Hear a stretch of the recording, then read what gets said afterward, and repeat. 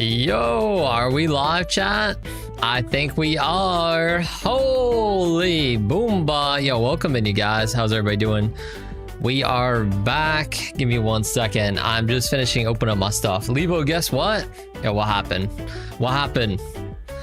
Yo, how are you guys doing today? Hold on. I'm just doing a couple last minute things opening up.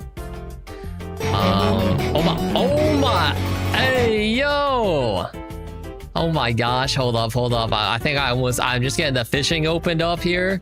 Holy chat. Yo, we got all the resales popping off. Yo, thank you guys so much. Oh my god, hold on. Let me get it over the right screen. Oh my god. Yo, what a way to start off this blessed Friday, chat. Yo, and a hype train. Yo, I need to get over here. Okay, I think we're good. Oh my god. Yo, welcome in. Thank you guys. Holy, yo, who's dropping the fat resub, chat? Let me scroll up. Yo, Aben, thank you so much for the tier 1 resub for 5 months. And Chessberry with the 15 bomb resub. Yo, thank you, Chessberry. Thank you, Aben. Yo, W resub, chat. Welcome back in. Thank you so much for the resubs. I appreciate that a lot. Thank you. Oh my gosh, yo, how is everybody doing today, you guys? As mentioned, today is just a just chatting day. I do have a lot of videos we can react to as well. All right, you know what? It's fine. We've been live for less than like 2 minutes, but we're bald. Okay, let me welcome you guys in and catch up on what you guys have been saying in the chat. Hold on. Yo, Gone Neon, welcome in, YouTube squad. Let me scroll up here in Twitch chat. What do we got going on here? Did I miss anything else too? Okay, I think we're okay. Yo, all right, we got Drax, Aben, Cherry, welcome in. Bunny, Natsuki, Lachlan, welcome in. Dragon, Ruby, Blood Princess, welcome in. Albert, Cat, Alex, welcome in. Let me see. Yo, we are actually popping off today, you guys. Yo, Kip, welcome in. Let me see, I'm scrolling. Yo, Neon, Emily, yo, first time chat message from Emily. Yo, welcome in the stream, Emily. Laika, welcome in. Tori, Diana, welcome in. Yo, Average, Tabby, Chessberry, welcome in. Oh my gosh. Yo, we also got Hunter Fall, welcome in. Okay, I think we got everybody. Also, so you guys are saying Clio certified. Also, wow, a hype train. Yeah, the hype train is crazy, chat. Yo, thank you for the hype train. We're not even 10 minutes live. And our first follower of the day, yo, Gaia. Is it Gaia? Gaia Amaris? I hope I said that right. Yo, Gaia, thank you so much for that follow. Welcome into the manor. Welcome to the stream. Thank you for following. Welcome in. Also, Kyo, welcome in. Guess who's back? Yo, welcome back, Kyo. It is good to see you. Welcome back. Also, Nick, welcome in. How are you doing today? Can I watch your video? I may be taking suggestions from chat in the second half of stream, but if you guys have videos to recommend, best way to do that is go into the Discord chat and go to the Reacts channel. There's a Libo Reacts channel in the Discord. Drop your video there, and I want to be reacting the videos in there today as well. Yo, Gaia, why are you bald? This is what my chat does to me. Yo, chat, look at that. ZZZ26 Delusion. Use the code. Get the in-game rewards. But yeah, by the way, we are sponsored by ZZZ. Chat, Zenlo Sun Zero by HoYoverse. If you guys are interested in checking the game out, hey, use our code. It'll help support the stream. I do appreciate it. We're going to be going back to ZZZ and having a stream of it early next week as well. I haven't played it in a little bit, so I'm excited to go back too. Yo, Shadow Dragon, welcome in. Shadow, how are you today? Okay, I see, Nick. Got you. Yeah, chat, if you guys have videos, definitely just feel free to pop them in the Discord. Let's see, what else are you guys saying too? I feel like I'm missing other stuff. Yeah, I know we got the Clio certified token as well, chat. Did you remember who got it, Drax? Did you say? You might have said it. Let me see. I'm scrolling up. Scammer. Okay, not Scammer Drax. Wait, who got it? Who got it? Lachlan. Okay, you did say it. Okay, thank you. Oh my. Yo, I'm really getting like just stripped down right now. Okay. Okay. I see how it is. All right, Lachlan, I got you. So, chat, if you're new here, you don't know what that is. We have the daily check-in, the Duskling token, and essentially there's different modifiers on them. If you guys are curious, you've got a special one, exclamation point daily. You can see the Twitter post. We're gonna be updating it. It's one of the things to do for this year. Also, yo, hype train concluded. Yo, W hype train. Thank you guys so much for the hype train. Okay, let me see. Let me do add points. Add points. Lachlan 025 100.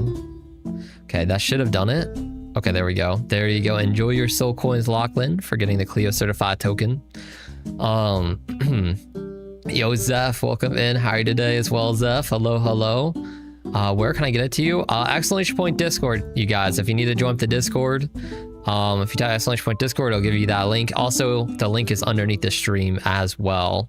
Yay, Baldy. Are we cheering because I'm bald? Yo, how much longer am I bald, you guys?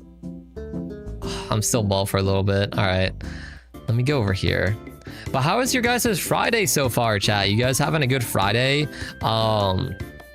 Anybody have any weekend plans, you guys? Anything you're looking forward to? Yo, Starlight, welcome in with the 10 wash streak as well. Thank you for the 10 wash streak. Let's go, Starlight. Let's see.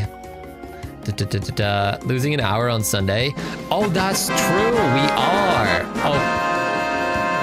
As soon as I get my hair back, my crown gets yoinked. Okay. I just can't have anything. Fair enough. Fair enough. I see what you're doing, Average. Yeah, that's true. It's what is it called? It's not daylight savings, right? Is that what it's called still? I thought it's only called daylight savings when it goes back in time. Is it still called daylight savings when it goes ahead in time? Because like, aren't we losing daylight? I don't get it. Maybe we're not. I don't know. It is still called that. Okay, maybe I'm just like overthinking it. Yeah, but we do lose an hour of time, which is unfortunate. Also, Gaia, you say it's Saturday for you right now. You just woke up. Nice. And then Justberry, you're big chillin'. Breaded today. Hold on, I need some water, chat. I slammed before stream. I slammed like 2 big burgers down my throat, so I need to hydrate. Let me see. The time period of which the time is altered is daylight savings time. So you say DST starts or ends. Okay. Oh my. Now we got the ears out too. Yo, we got everything popping off today. Of course. Yeah, of course. I missed some other messages too. Let me scroll up. Taking down your box braids, Natsuki. Box braids. Oh, what's that? Is that like hair braids? You require more nuggies, Neon. Nice. What else you guys saying? You're having an amazing Friday like Kyo's here. Let's go. Your birthday is Sunday, Drax, so I'll be celebrating. Hey, yo, happy birthday, Drax. Yo, happy birthday to Drax in the chat, you guys. Very nice. Hopefully, you say you're celebrating. What are you doing? If you don't mind sharing. Like, you don't gotta dox, but like, are you like having a cake with friends, family, chilling? Like, it sounds nice though. You join the Discord. Where can you put it? You put it inside your video reacts. There's a channel called Libo Reacts, you guys, if you have React content to submit.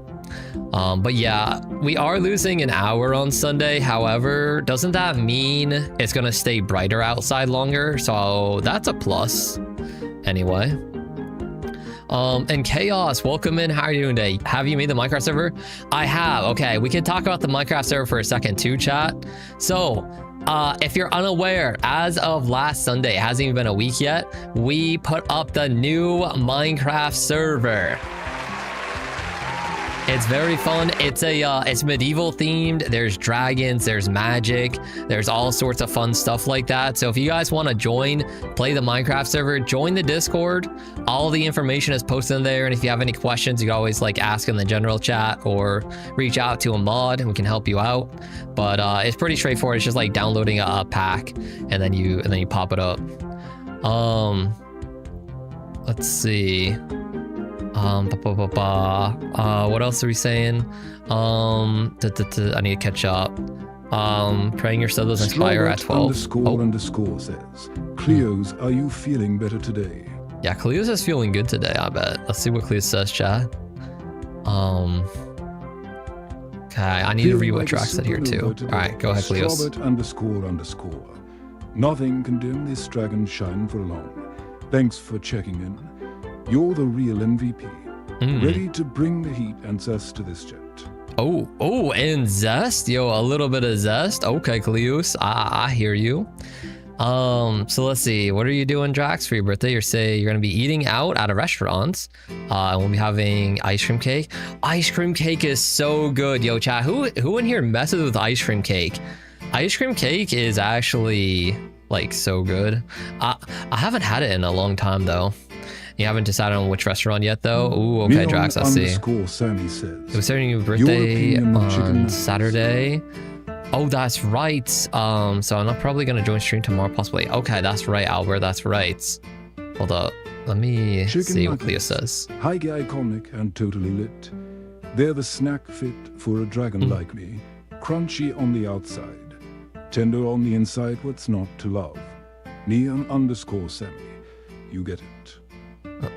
Yeah, thank you, mods, for helping time out or just ban the spammers. I appreciate the help. Drax underscore drinks underscore T says, how much do I need to pay you to spread and live on stream? Hey, yo. Okay, what are we asking Cleos, you guys? Ice cream cake is the best story. It is good. All right, I'm gonna reach out real quick while Cleos answers this. Also, honey, I got iced tea. I don't do cheap thrills. This dragon's talents are priceless. Keep the stream classy.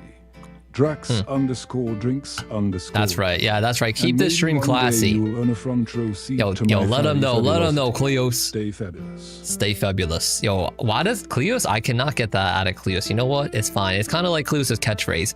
Like, for some reason, no matter what I do, Cleos always just goes back to saying stay something. Stay fabulous. You know what? That's fine. At least Cleos is saying a lot of other stuff now, though. Not just being like, in the darkness, laughter fills us, you know? Why is Cleos so sassy? I don't know. I mean, Cleos is proper, that's all.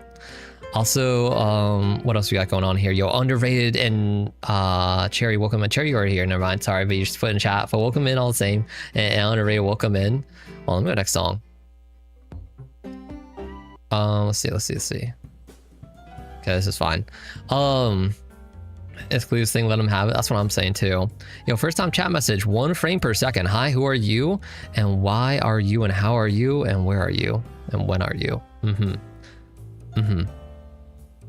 I understand. Yo, welcome in 1 frame. Hope you're doing well today. Hope you enjoy your stay here. There was another message I need to read too. I got distracted. Oh, that's right, chat. Yo, can we get a happy birthday for Albert too? Albert's birthday was yesterday. I was not live yesterday, but yo, happy birthday to Albert as well. All the same, I hope you had a good birthday yesterday and you're celebrating tomorrow too. So I hope you have a fun time tomorrow too, Albert. Happy birthday to you as well. Cleos is low-key giving me right now, Natsuki. Ooh. Let's see. Yeah, thank you guys for wishing Albert a happy birthday and Drax. I appreciate that. All right. Stay oxygenated. That's what I'm saying, Neon. Yes. All right. Let me see what else we got going on. I need to scroll up. Cookie dough. Oh, what about cookie dough? Like cookie dough ice cream cake? Is that a thing? Wait, what kind of ice cream cake? DRAX underscore drinks underscore, he says. Can you sing happy birthday to Albert since Libo forgot? Oh, will Cleos actually do that? Hold on, I'm not sure. Let's see. Drax underscore drinks underscore T. You sly one. Leave the singing to the bars. My talents are better suited for roasting. Tell Albert I said happy birthday with an extra sprinkle of dragon sass. Okay. Stay fabulous. Hey, you know what? Not a birthday song, but still a happy birthday all the same with an extra sprinkle of like, what did Cleo say? Like an extra sprinkle of like, I don't even know, like fabulousness. I guess it's valid. Yo, Nick, thank you for following as well. I appreciate that. Welcome into the manor. Thank you for following the stream. And yo, Sanzu, welcome in. How are you doing today? I think I'm seeing double because I'm watching on my laptop. It's not the same time frame, but it's the same stream. It's on YouTube. Oh, I see. I see. Yeah, different streaming platforms. I don't set it differently, you guys, but that's just default, like how streaming backend servers, all that fancy technical stuff, that's just how they work. They all like receive the stream a little bit differently. So if you're watching on YouTube versus Twitch versus TikTok, it might be at like a slightly different time frame. It's going to be all around the same ish, but yeah, it just has to do with the way like streaming works in general. Let's see. Yo, the 75 watch streak from Albert. Yo, thank you for the 75 watch streak. Holy big watch streak. What are we saying here? Make it through the day and then maybe it'll be happy. Dragon Zest. Oh, it was Dragon Zest. That's what Cleo said, Drax. Oh, okay. You guys, so for those of you that are unaware or maybe missed it or don't care, I'm going to talk about it anyways, but I uploaded a new video on the main YouTube channel 2 days ago. If you haven't seen it yet, definitely appreciate if you check it out. !new vid in the chat. It'll pop it up for you. Yeah, I changed the command hour just because I feel like it makes it more intuitive instead of like YouTube just to be like new vid. Yeah, thank you guys. Yeah, so with that video too, it is a guide style video that I'm trying my hand at. There are things I want to improve, like, but the thing is I didn't want to spend, 10 years editing the video. I already spent a lot of time editing it. I just want to get it out. So I'm gonna, for the next guide type of video, it'll be even better. However, if you have any feedback, things you like, things you don't like, please let me know in any medium. If you want to leave a YouTube comment, let me know here in chat or on Discord or something. But I appreciate any of the feedback if you guys could leave it on the video. It is also for the guide is for a game called Sea of Remnants, which you may or may not have heard of. It's a game that's not even out. It's in closed alpha testing. That like I was invited to participate in and make videos on. So it's not even out yet. It'll come out in the future. So the guide is kind of like very early on with what we have too.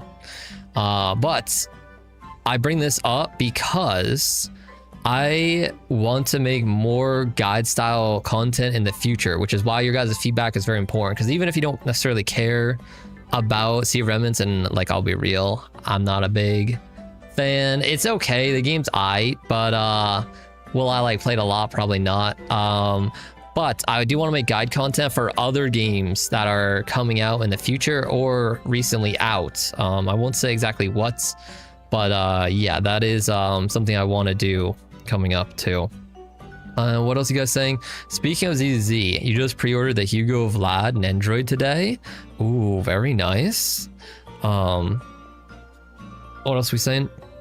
Have not you missed your stream? Me. I'll be cleaning my room and lurk. Oh, okay. Yo, enjoy. Good luck with the cleaning. Enjoy your lurking. Appreciate that. Sounds good. Okay, I don't know how long we'll chat today, by the way, you guys. Like I said, I do have a lot of videos we can watch as well, that not only you guys submitted, but I found a handful that just from like looking around. Oh, there is one thing I want to watch when we do get into the React content, at first, which is Digital Circus episode 8 trailer. It just came out 5 hours ago, you guys. Today, like it is brand new. So it's only a minute long, but I do want to watch that like really quickly when we get into the React content, because I'm very curious. I do like the Digital Circus. Have you guys seen it? Like, who in here watches the Digital Circus? It just came out. Oh, hell yes. Yeah, we'll watch it together if you guys want to wait. No, you haven't? It's, how do I put it? It's a very easy watch. Each episode is anywhere from like 20 to 40 minutes on YouTube.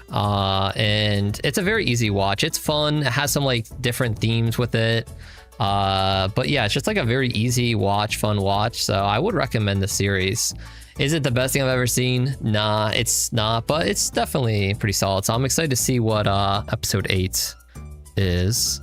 Interesting you're not too into it, but half for everyone who is. Yeah, like I'm not the biggest fan. Like some people go super fan mode on it, but it's good. You can't sit that long. What, 20 to 40 minute YouTube video?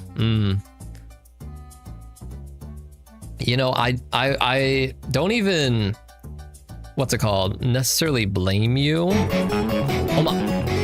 Hey, yo, before I finish that thought, yo, Diana with a tier 1 resale for 4 months. Thank you so much, Diana. I really appreciate that. Welcome back in, yo, W, Diana. Thank you, Diana, for the resale. Thank you so much. Oh my gosh. Oh, thank you for the generosity and love today, guys. Holy. Guess what, Mr. Libo? Got a sub. Hey, let's go. Thank you, Diana. Hold on. I'm on the next song. Ooh, this song's okay. Good old Donkey Kong. And let's see what else you guys say here. What about murder drones, Lachlan? What is murder drones? Is that a different YouTube series? I haven't heard that one. Average, you'll be here lurking. Holler if you need mod. Yo, sounds good. Thank you, Average. Enjoy your lurking. Keyboard's missing the backspace, and it's a really good LED keyboard. Hopefully you find it. You said you need to clean. You're over here sitting down, watch stream. You lock in. Hey, yeah. Enjoy your alert. You still listen to stream, just like, you know, you can clean while you listen. Oh, murder drones is your shit. Oh, what is that? A lot of you guys know that. You know that too, Natsuki? I don't even know what that is. Yo, Eclipse, welcome in. How are you doing today? Hello. Oh, I want to finish my thought about like the attention span thing. We kind of yap about this for a second, but it is rough how bad a lot of our attention spans are kind of just like cooked because of just short form content, that kind of stuff. I mean, even you guys being here right now listening, although I mean some of you, I guess with streams though, it's kind of like you sometimes have it on a side monitor or in the background, you're just listening to it. But what was I gonna say? But with short form content, it really has just kind of fried our like attention span. Let's see. It's one of Glitch's other show. Oh, Murder Drones is another one of their shows. Okay, the same people that made the Digital Circus. Got it. Yo, Darren, welcome in. How are you doing now? Or how are you doing today? Now, I mean, guess now too. I was reading another comment as I said that. Let's see, you picked up 5 pieces of clothing and went straight to watch a stream. I mean, at this rate, you'll get it clean. I mean, we're streaming for a while. You still can't sit down. Wait, I can still sit down and watch hour-long videos, thankfully, Tori. That's good. Yeah, although, okay, I will say, for me, even, it's harder to sit down for like an hour-long video and have it be the only thing I'm doing. Like, if I'm gonna watch an hour-long video, usually it's like on my second monitor, on my main monitor, I'm like doing some other like task, whether productive or just like playing a game or whatever it is.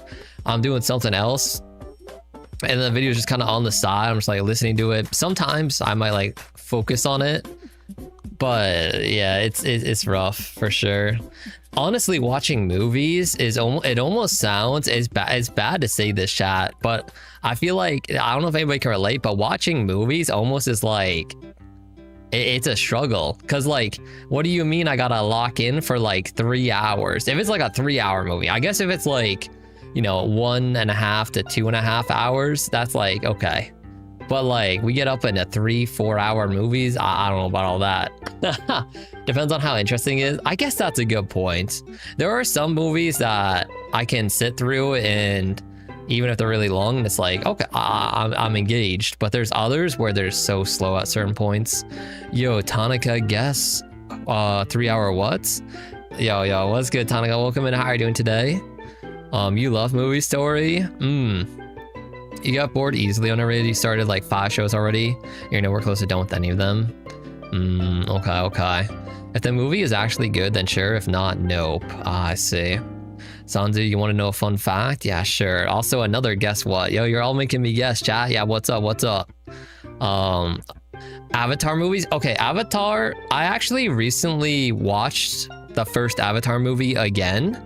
Like, I saw it a long time ago. I don't remember when. And then recently I watched it a couple months ago. And it's not as good as I remember.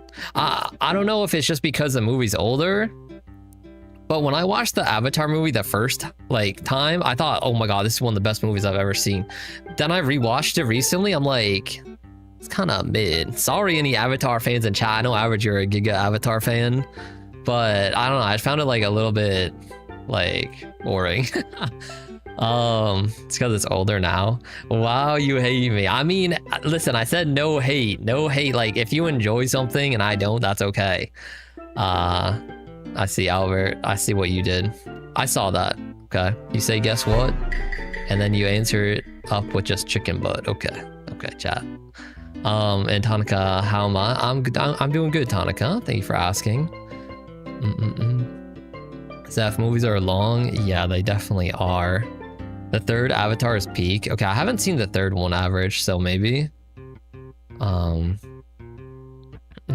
You recently found out about CapCut, Sanzu. You were hand editing everything. Okay, what do you mean by hand editing? But yeah, CapCut is definitely a good free editing tool. I've used it a little bit. It's not what I mainly use for my shorts. I use DaVinci Resolve and whatnot. It's another free editing program. But yeah, CapCut's good for shorts and stuff. Drax, for your US film class, I was locked in when we watched The Godfather, but I was bored when we were watching films like Claudine and Wanda.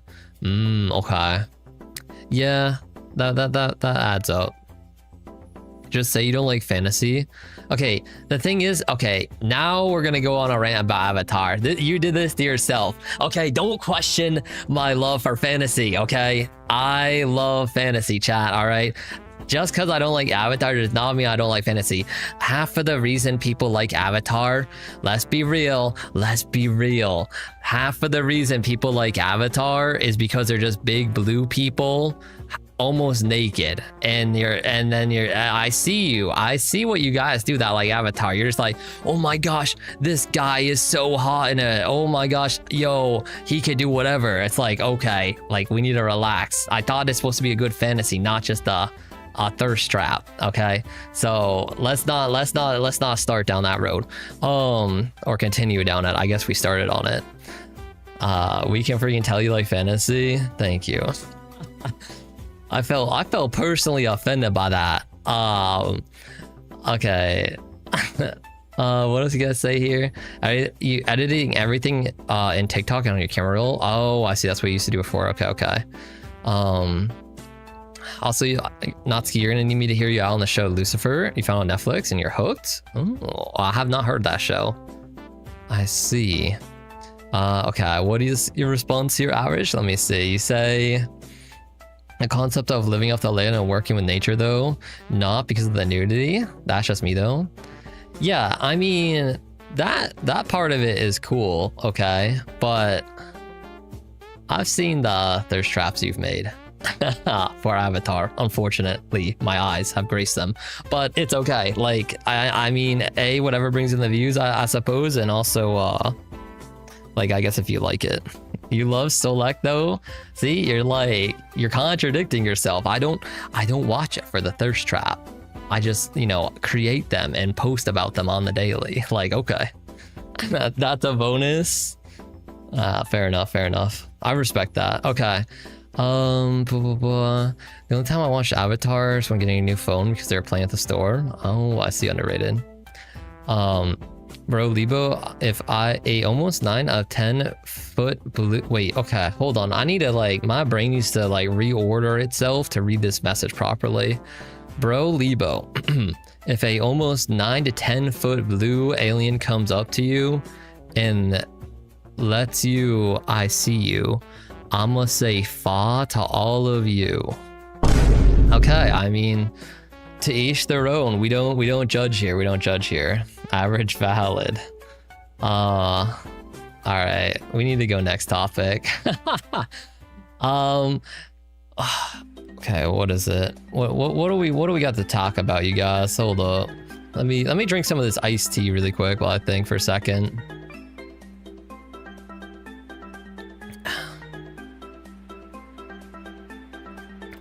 Okay, that's better. I've actually some really good edits. Okay, I see. Also, Sanzu, just keep in mind, no self-promotion on the channel, you guys. I appreciate if you double check the rules under the stream. Let's whip out the Chun Claw. Well, okay, why did I say that loud? I don't know what that is. I'm scared. All right. There was another thing I was gonna talk about too, but it's like it's escaping me now. I got sidetracked by that. You got Starbucks, call you weird, I don't care. Wait, how is that weird? I mean, the only weird thing about Starbucks, okay, here we go. Now we can talk about something else, chat, coffee. Okay, wait, Starbucks is good, I will admit it. It's just that it's expensive, that's all. Like, I'll put my hand down for a little bit. It's just that it's expensive. It's good though. Drax, it's just a shoe. Dirty-minded Okay, how was I supposed to know that, chat? You guys say something in another language, and then, like, I'm not gonna know it. Starbucks is good. You love yourself a good caramel crunch frap. I don't think I've had that from there. It sounds pretty good. You have a love-hate relationship with Starbucks story. Is it just because of how much it cost, or is that where the hate comes in? I could easily see the love just being like you like it. Let's see. You just don't know anything, do you? Yo, underrated. Hey, I thought you were a positive chatter. Yo, where did this come from? Left field. Yo. Okay. Starbucks messes with my meds, but I love it so much. Oh, okay. I could. That makes sense. Why? Yeah, love hate for that reason as well. I don't speak Spanish, and even I knew. Well, okay, fair enough. Tavi, you coffee. Yeah, you're more of a tea drinker, right? Although, okay, so do you drink tea then, or do you not? Is it just like no caffeine, no coffee, no tea? Tea is peak. I mean, I like both. I like tea, I like coffee. Hot cocoa is best. Okay, so some hot chocolate. I mean, I can get behind hot chocolate, but what do you do when it's hot out? Like, one of the perks of coffee or tea is you can have it iced. You can have iced coffee, you can have iced tea if it's hot out. You can't have like ice hot cocoa, you know, juice. Okay, well, fair enough. All right, that makes sense. Also, Tana, you love Starbucks, but I think $7 to $8 drink, nah. Yeah, that's like the issue with it. It's like, it's good, but you're basically spending as much money on a single drink there as you would just like getting a meal almost. You'll now become positive chatter in channel. Holy, let's go. Unless your sub expires, then you're back to negative. Oh, okay, well, that lasted all of 3 messages. Okay. Jerry, you prefer to drink soda, specifically Diet, Dr. Pepper, and Mountain Fur? Mountain Fur. Wait, is Mountain Fur a real thing? I thought it's Mountain Dew. Chat, what is Mountain Fur? I've never heard of that. Lachlan, you've also made frozen hot chocolate? Dunkin' has iced cocoa? They do, you guys? I did not know this. Wait, you're kind of blowing my mind. Wait, is it good though? Would you recommend? Should I try it? Tori, you're not a big coffee person. You just buy the caffeinated refreshers usually. Okay, what about cocoa? We're just talking about like either the love or hate for it. Although I think most people love it. Some don't. You could buy a whole shirt with $7 to $8 at Walmart. That is true. That is true, Tana. You can get a lot with $7 to $8. Like a sub to twitch.tv. Okay, I'll start. You hate cocoa is better hot. Yeah, hot cocoa is better for sure. So yeah, so some of you hate hot cocoa though. All right, for those that hate hot cocoa, chat, I need to be real with you. Okay, I've had a massive range of hot chocolate. Okay, and some hot chocolate is so thick it's like almost hard to drink. It's like you're just drinking actual like melted chocolate. But then you have hot chocolate that is so good. It has like a good chocolate to milk ratio and it's so delicious. So it depends. I don't know when you guys had hot chocolate, which type you're having. You know, have you had a big range or have you only had it once? Let's see. What is the best drink ever you guys are saying here? Oh, real. Oh, okay. So we have a lot of people that either love hot cocoa or hate it. I didn't know it was such a divided topic. Now see, only gets Starbucks on special occasions. Yeah, that's fair. You used to use packets into your hot chocolate. I've had that kind, like the packet and the hot chocolate. I've had that. That one's usually okay. You don't like milk cherry? Okay. Yeah, like if you're lactose intolerant, or if you just don't like the taste, I suppose. I don't really drink milk on its own, but I will say milk is goated in coffee and stuff like that. Like if you have a latte or anything like that, it is great. Milk on its own, it's kind of whatever.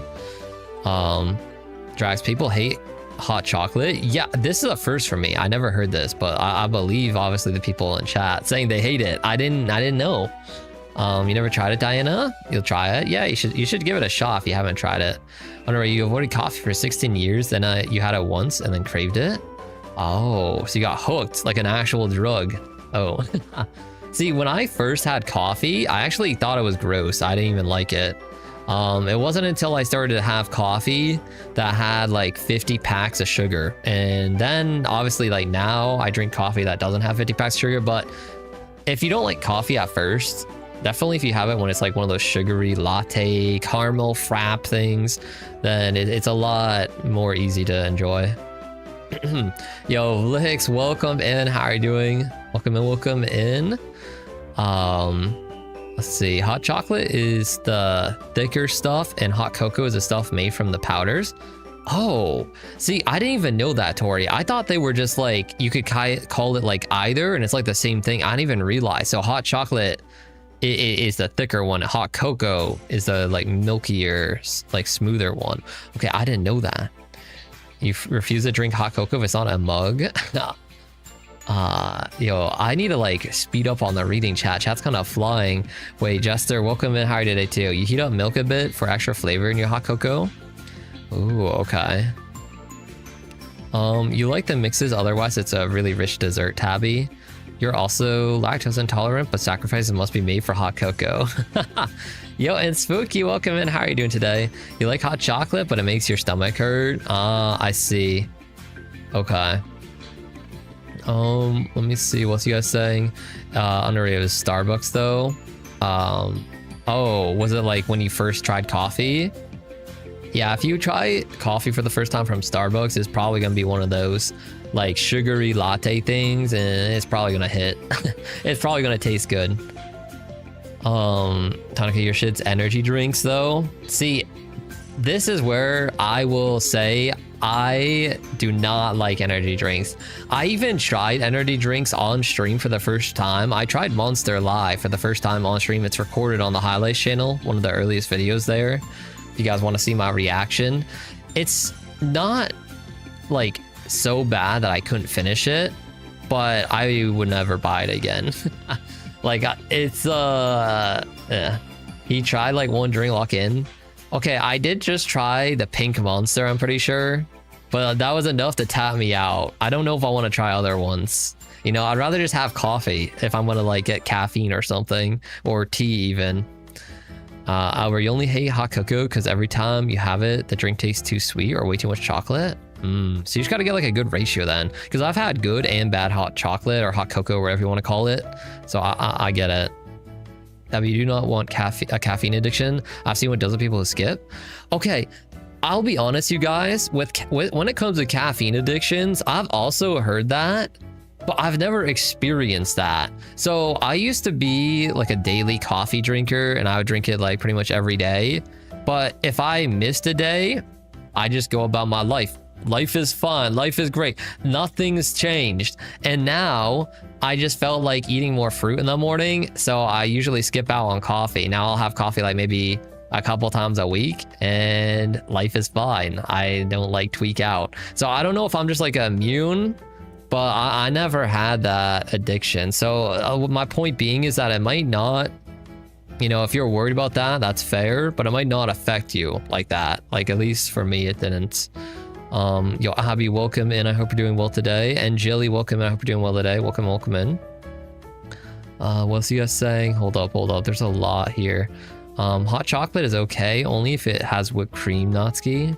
Chocolate drizzle and marshmallows. Okay. Oh, like those mini marshmallows, you guys. Chat, do you mess with the mini marshmallows? They're pretty good. Let's see. You want to make hot cocoa from scratch? Your cat is mad. Is it the original? I did not try the original monster. Yeah, it was a pink monster. The pink one, because like when I ordered Monster, okay, for those of you that missed the story, I was doing a 24-hour stream. I'm pretty sure it was a 24-hour stream, and during that stream I ordered up like some snacks, and I had chat decide what energy drink I should get, and they wanted me to get Pink Monster because I was like, I didn't know if I should get like the OG or different. Also, like, take care. Thank you for coming today. We'll see you soon.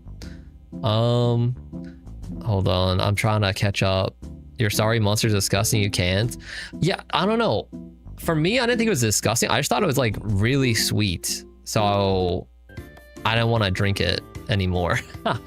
But some people drink Monsters and energy drinks. They'll slam like 3 to 5 energy drinks a day, and obviously that's not good for your heart. Don't do that. Like, it actually will GG your heart in like 2 seconds.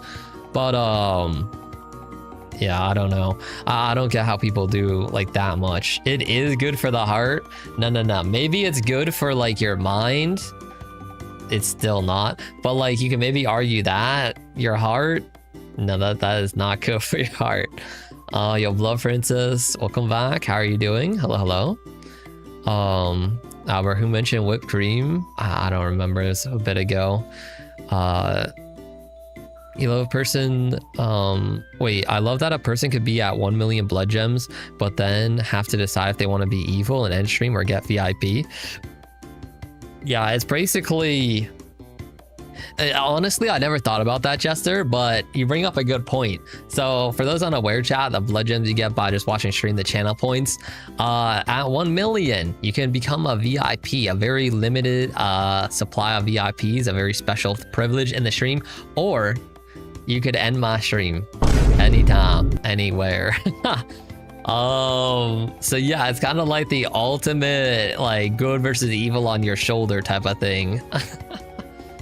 Used to have a Monster a Day cherry and tried most Monster flavors. Okay. I see. Yeah, see, I've only tried the one. Albert, you only drink hot cocoa if it has whipped cream and marshmallows? Maybe not the marshmallows part though. All right. Zeph. Oh, the first 24-hour one, second 24-hour stream. Second one, Zeph. Yeah, the first, I've only done 2 24-hour streams ever. This year, I do plan on doing some long streams again, either 24-hour or even longer at some point throughout this year. So get excited for that. And I'll make it like well-known kind of when that is all happening, all that stuff. But that'll be like later in this year. But yeah, during this first 24-hour stream, it was very impromptu. It was, I think we were doing a Love and Deep Space stream at the time, and chat did not want me to end, so somehow it ended up being like, okay, you know, if you guys give me like 50 gifted subs, we'll do a 24-hour stream right now or something like that. And then we just like, you know, chat kind of showed up. they popped off a little too legendarily. So yeah, then we just kind of did it off the bat. But the second 24-hour stream, we were able to plan out ahead of time. So then we had like the second one was even better in my opinion, because since we planned it out, we had like a whole bunch of activities and games and different things. Disaster with the documentary. Okay, disaster is a bit like extreme. I don't know of a disaster, because like it only really affected, like, the documentary only really affected maybe 5 people max in the YouTube chat. So for those unaware, during my first 24-hour stream, I obviously took a break to sleep for a couple hours. Also, yo, Raikion, thank you so much for that follow. Welcome into the manor. Welcome into the stream. Thank you for following. I really appreciate that. Welcome in. So during the first 24-hour stream, I took a break and during that time when I was sleeping, I decided, okay, I don't know what to put on, but like I'll just throw on some sort of documentary. Like I threw on a nature documentary on YouTube, and YouTube did not like that. They like flagged the stream for copyright or whatever, so they just took it down. I mean, it didn't like give us a strike or anything. Like the next day I just like went live again as whatever. But yeah, that happened. Let's see. Hold up. You don't drink Monster anymore, Spooky, but you'll drink Alania every now and then. What is that? Is that another energy drink, you guys? Let me look it up. Images. It looks like it. Or maybe not. I don't know. It says boost in a bottle. Okay, I think it is. I think it is. Also, Kip, you're saying Monster is good for the heart. I'm not a licensed doctor. Looks you're being pinged from a side chat by Albert. You answered. Whoa. Okay. And then let's see. What did you say here, Kip? Any stream would be the best thing ever. Okay. You had 3 energy drinks a day for over a week, Lachlan. All right, but hopefully it was only that 1 week, and then no one will no longer, right? Like sometimes you gotta lock in, and I get that. Why save up 1 million points when you can make Libo bald? That's also true, Spooky. Cherry, you would end stream. Okay, good to know. Most of you guys would just choose to end the stream. You never tried energy drink story. You hate carbonated drinks. Oh, okay. I'm not a big fan of carbonated drinks, so I get you on that. That ball trigger looking tasty today, Natsuki. Oh God. I've already been bald once, you guys. Also, Reiki, and I appreciate you lurking and popping in chat with your first chat message. Enjoy your lurk today. Thank you. Kip, it affected everyone. Hold up. Let's see. You finished putting React videos in React channel, Neon? Okay, nice. Yeah, we could get into the React content soon, you guys. Like I said, I have a lot of videos I pulled up for us as well. And then we have the videos that you guys submitted. So I'll be going through all that. Rose reading messages 3 decades later. 3 decades later? Okay, I'm sorry. I'm caught up now. It's just that I was going off on kind of like a rant on some messages, and chat's just like, boo, boo, boo. It's like flying today. So I'm trying. It's my bad. I'll read faster, okay? You must watch all of them devious. Oh gosh, yeah, we'll see. You're a really big fan of soda, Spooky? Wait, what's your favorite soda, Spooky? Chat, do you guys have a favorite soda? I know a lot of you are Dr. Pepper fans. You're so tired now. I definitely make sure you get rest if you need it, you guys. One of your friends makes 2 monsters and a 5-hour energy to get through a shift? Is your friend still with us, Lachlan? Be honest. Oh my God, that reminds me, I saw somebody, I don't know where I saw this shot. I think I saw it on like a short. Somebody took coffee, right? So do you guys know how pour over coffee is made? Like you put the coffee beans in like this little machine and you pour like hot water on it, and then it like drips down all the little coffee. Well, instead of water, they poured hot Monster Energy to like make their coffee. And then they like, instead of cream or like milk in the coffee, they put 5-hour energy. I'm pretty sure if they drank that, they just, it's, you know, they're seeing the gates, you know. Stream is so laggy. Is it lagging, chat? Any chat, type 1 if it's smooth. Is it smooth or is it laggy? Like 1 if it's smooth, and then you don't have to type anything else if it's not. 1, 1, 1, 1. Okay, we're smooth. All right, thank you guys. Okay. It's like a grapefruit soda, Spooky. Ooh, Dr. Pepper, strawberry cream, and Mountain Dew. Pretty much every flavor. I see. Looks I can't really drink soda, but maybe cola. Okay. For me, it's easily root beer. I don't really drink soda often either, but that's a root beer. Does anyone remember the Panorama scandal with the charged lemonades? I do not. Charged lemonades? What is that? Like, did they inject the lemonades with like 5-hour energy? Let's see. Scared buddy, you're a little bit under the weather, so I'm not texting a lot. Sorry. Hey, no worries, Diana. I hope you feel better. Yo, enjoy your lurking today and make sure you get enough rest. Take care of yourself. How much caffeine does a Baja Blast have? I remember a college student died. Wait, really? He drank 2 to 4 drinks? Most likely 2? Nah, it has to be on the upper end, right? Like 4? No shot. There's no way if you drink 2 Baja Blast, chat, you're gone. No shot. I don't believe that. Like, they must have also drank like 4 and had no water and like no sleep. Like, I believe it's a real story. But that's kind of insane. I don't know how much caffeine a Baja Blast has. I've had the Baja Blast now, and I can confidently say, chat, the Baja Blast is overrated. It's not bad, but it's not like insane. There are people that they treat the Baja Blast like the next coming of Christ. Like they're like, yo, I need to get the Baja Blast. I need it in my system. I'm like, okay, it's not that good. Also, the Panera lemonade would low-key end you. Oh, Panera. I don't know why I said Panorama or whatever. That's right, Panera, like the like Subway soup place. Yeah, I heard about that. I don't remember that controversy that much, or I didn't look into it that much. But what was up with the Panera lemonade, chat? It would low-key end you. Panorama. Okay, yeah, I misspoke earlier when I was reading the message about it. But yeah, I had heard about the Panera thing. Was it every day? Yeah, with the Baja Blast? I don't know. Oh yeah, no, those lemonades killed a girl? Wait, really? The Panera lemonade killed somebody too? You love dirty sodas with Dr. Pepper, Lachlan? Oh, okay. See, I've never had a dirty soda with Dr. Pepper. Maybe that makes it bearable. That might, like, I've only ever like raw dogged the Dr. Pepper and it was not good. Let's see. You'd be happy to test the Baja Blast theory. Okay, let's not test having 4 Baja Blast in a single sitting. Yo, Twisted Love. Yo, Twisted, thank you so much for that follow. I really appreciate that. Welcome into the manor. Welcome to the stream. Thanks so much. Baja Blast is the coming of Christ spooky because it is. You have to have had an underlying condition because you've had 2 back-to-back was fine. Yeah, I think if you have 2 Baja Blasts, I'm sure it's fine. If you have 4 plus another underlying condition, yeah, GG.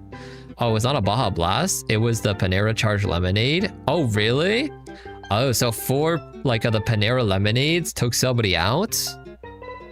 You mix them up? I see. Okay, that makes more sense, Albert. So the Panera Lemonade spooky had a really high amount of caffeine and killed a girl. Oh, that is really sad. Something along those lines. Oh, she also had a heart condition. Okay, but like lemonade shouldn't be doing all that even if you have a heart condition. It's just lemonade. But that yeah, okay, that's crazy. Panera bread is so good, Diana. It is pretty good. I've had it, you know, a few times. Panera bread though, in my opinion, is on the pricier end. I don't know. Like, whenever you go to Panera Bread, I feel like you're spending a lot of money to get like your sandwich and or soup. Roughly 260 to 390 grams of caffeine in the lemonade. The charged lemonade have 400 grams. Oh my, that's insane. It is good food, Kip. It is. Like, I don't regret whenever I go to it. It's just that whenever I do go to Panera, which I'll be honest, I don't think I've been to Panera, chat, in 2 years. It's been a bit. Because there's not really any that's like that near me. Hashtag docs. There's not really any that near me though. Like I'd have to go a little bit out of my way. So it's not worth it. Panera is expensive, 1 year kind of thing. It is expensive. Yeah. Get us all Panera. Oh, chat, you trying to like, I'm gonna be bankrupt. Like, if I'm going to Panera for like 2 of us, it's over, you know? Like, we're taking a loan out. It's cooked, bankruptcy. It's so pricey. Your family and I used to go all the time. We stopped because it got so expensive, Tori. Yeah, I think they got like even more expensive. It's okay, you're rich. We know you have a Lambo. Okay, I do not have a Lambo. I have like 10. Let's see, what else you guys say? You've never had Panera underrated. You're not really missing out. Like, in my opinion, it's not that special. It's decent, like it's good quality. but it's not worth the price. Yo, Alika, welcome in. How are you doing today? Hello, hello. Welcome in. And Spooky, you said the way she drank way too much lemonade, but I also think maybe there was something about them not marketing it as such. Oh, for sure. I think if they had labeled the Panera lemonade as like, oh, this is charged up lemonade, 1 million grams of caffeine, people would be more careful. But my guess is it just had like on the thing, it probably just said lemonade, and people are just like, okay, I'll just get lemonade, and they didn't even think anything about it. I'm guessing that's what happened with Panera, and like why it was so bad. Panera has some sandwiches that look really good right now. Oh, they have new stuff. Like I said, I haven't been there in like years, so yeah, that sounds, I mean, they probably do. I feel like Libo's more of a Ferrari guy. Nazi Libo, I don't think you understand how much I'm resisting to make you bald right now. Oh, you're like fighting the urges, like the voices in your head, they're fighting one another. Make him bald, no, don't do it. Make him bald, no, don't do it. Make him bald. Okay, well, hopefully you went out over the voices. It wasn't marked. That was a problem, Tori. In fact, it was right next to the normal lemonades. Oh, wait, so they had normal and the charged lemonade. So it was actually designed to be that crazy. I thought it was just like a manufacturing issue. That's okay. So they just basically had like lemonade 1, lemonade 2, and then people are just like, oh, I'll just get lemonade 2, and then they're cooked. We're in a universe where people don't care. It doesn't matter if it was marked or not. Yeah, there is a certain line of, if it's too dangerous for the public, even if it's marked, then you need to kind of like lock it up, you know? That's why when you go out to like certain things, you can only get like so much of some stuff because it's like for safety. Safety is always important. Make him bald. Oh gosh, not again, chat, not again. Saw you're making it worse. Also, okay, you're doing good. Thanks for asking. What about me? I'm glad to hear that. I'm doing good too. Okay, we're at top of the hour ad break, you guys. What if we take this time while ads are running to take a mini break, and then we come back and we lock in on our React content. We start getting into our React content. I'm down. We have a lot of fun videos to watch. Okay, let's see. Let me get it like set up here. Or well, all I have to do is set it up in OBS. Do this. Do that. Okay, let's go over here. Also, I will hide. Okay, I'm already hiding our sponsor. Yeah, I'm gonna hide our sponsor while we're doing the React content. So that way it doesn't go in the thing or in the VOD. All right, I'll shrink down a little bit. I'll go over here. And yeah, we're gonna start off, like I said, with the Digital Circus episode 8 trailer. But we'll wait for ads to run. I'm gonna like step away for like a minute and we'll be good to go. Why are you getting ad about main character energy? Because if you're on this stream, you're a main character. Okay, I'll be right back. Yo, thank you guys for being here, by the way. I really appreciate it, chat. I'll be right back.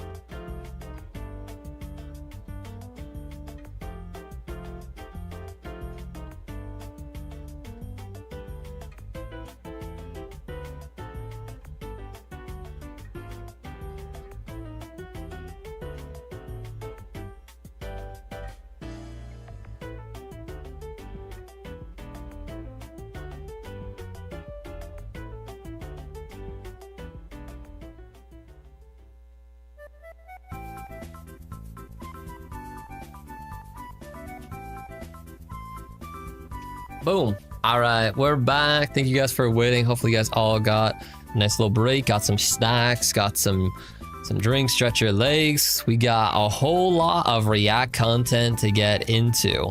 Did I miss anything, chat, while I was gone? Yo, VZ coming in, welcome in. Yo, we got some clips going on. What BS is he saying? Nothing. I only speak of the truth. Also, yo, chat, we got a little glorp dancing for us today. Yo, glorp's in the chat. Okay. All right. Let's get into it here. Let me make sure this is gonna go into the VOD so we can like clip this for the highlights channel. Where's Yoshi throwing it back? Give him the spotlight. I mean, he'll come back one of these days. Don't worry. I got back. When did you? I just got back, you guys. Is everything green you see, Glorp? Okay. It's not that everything green is Glorp. It's an actual alien on the screen. Like, there's an alien in front of our face, and Glorp is an alien cat. Like, this is the most Glorp opportunity that we're gonna see today, probably. All right. Racist. Okay, it's not racist. All right. I don't know if I'm gonna clip this to the highlight channel because it's only like a minute long. Maybe. I don't know. We'll pretend as if I'm going to. No idea if I will. You will clip it? Okay, well, we're gonna have to really like yap about this to stretch it out. Maybe this is gonna make it in the video too. All right, chat. Say hi to YouTube. We are here reacting to Digital Circus episode 8 trailer, which just came out only 6 hours ago. Fresh off the press. All right, let's take a look.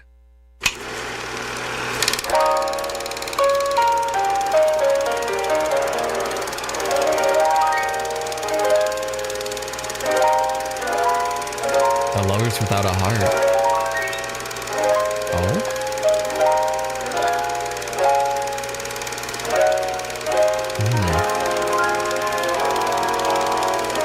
Okay, there's a lot of text here. We'll go back and pause it and read it after we watch it through once.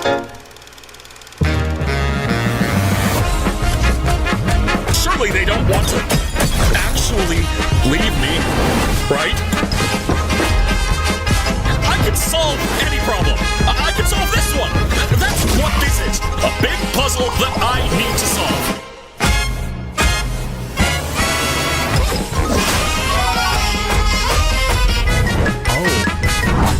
Yo, The Office? Let's get this show on the road!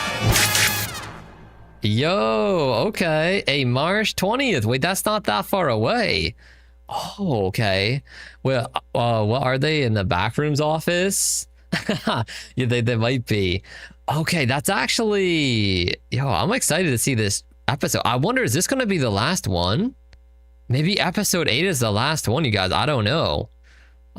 This trailer didn't give too much, but at the same time, it gave a good amount. So at the end of episode 7...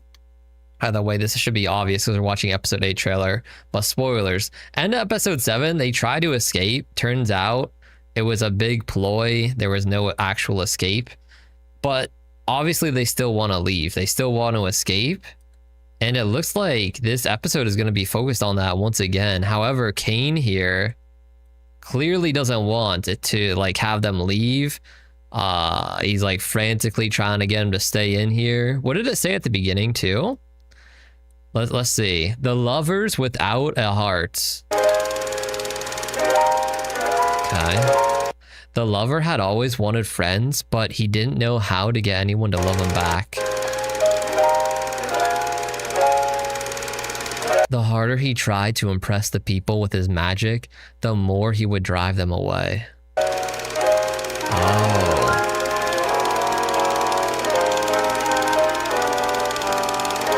This is the story of a little AI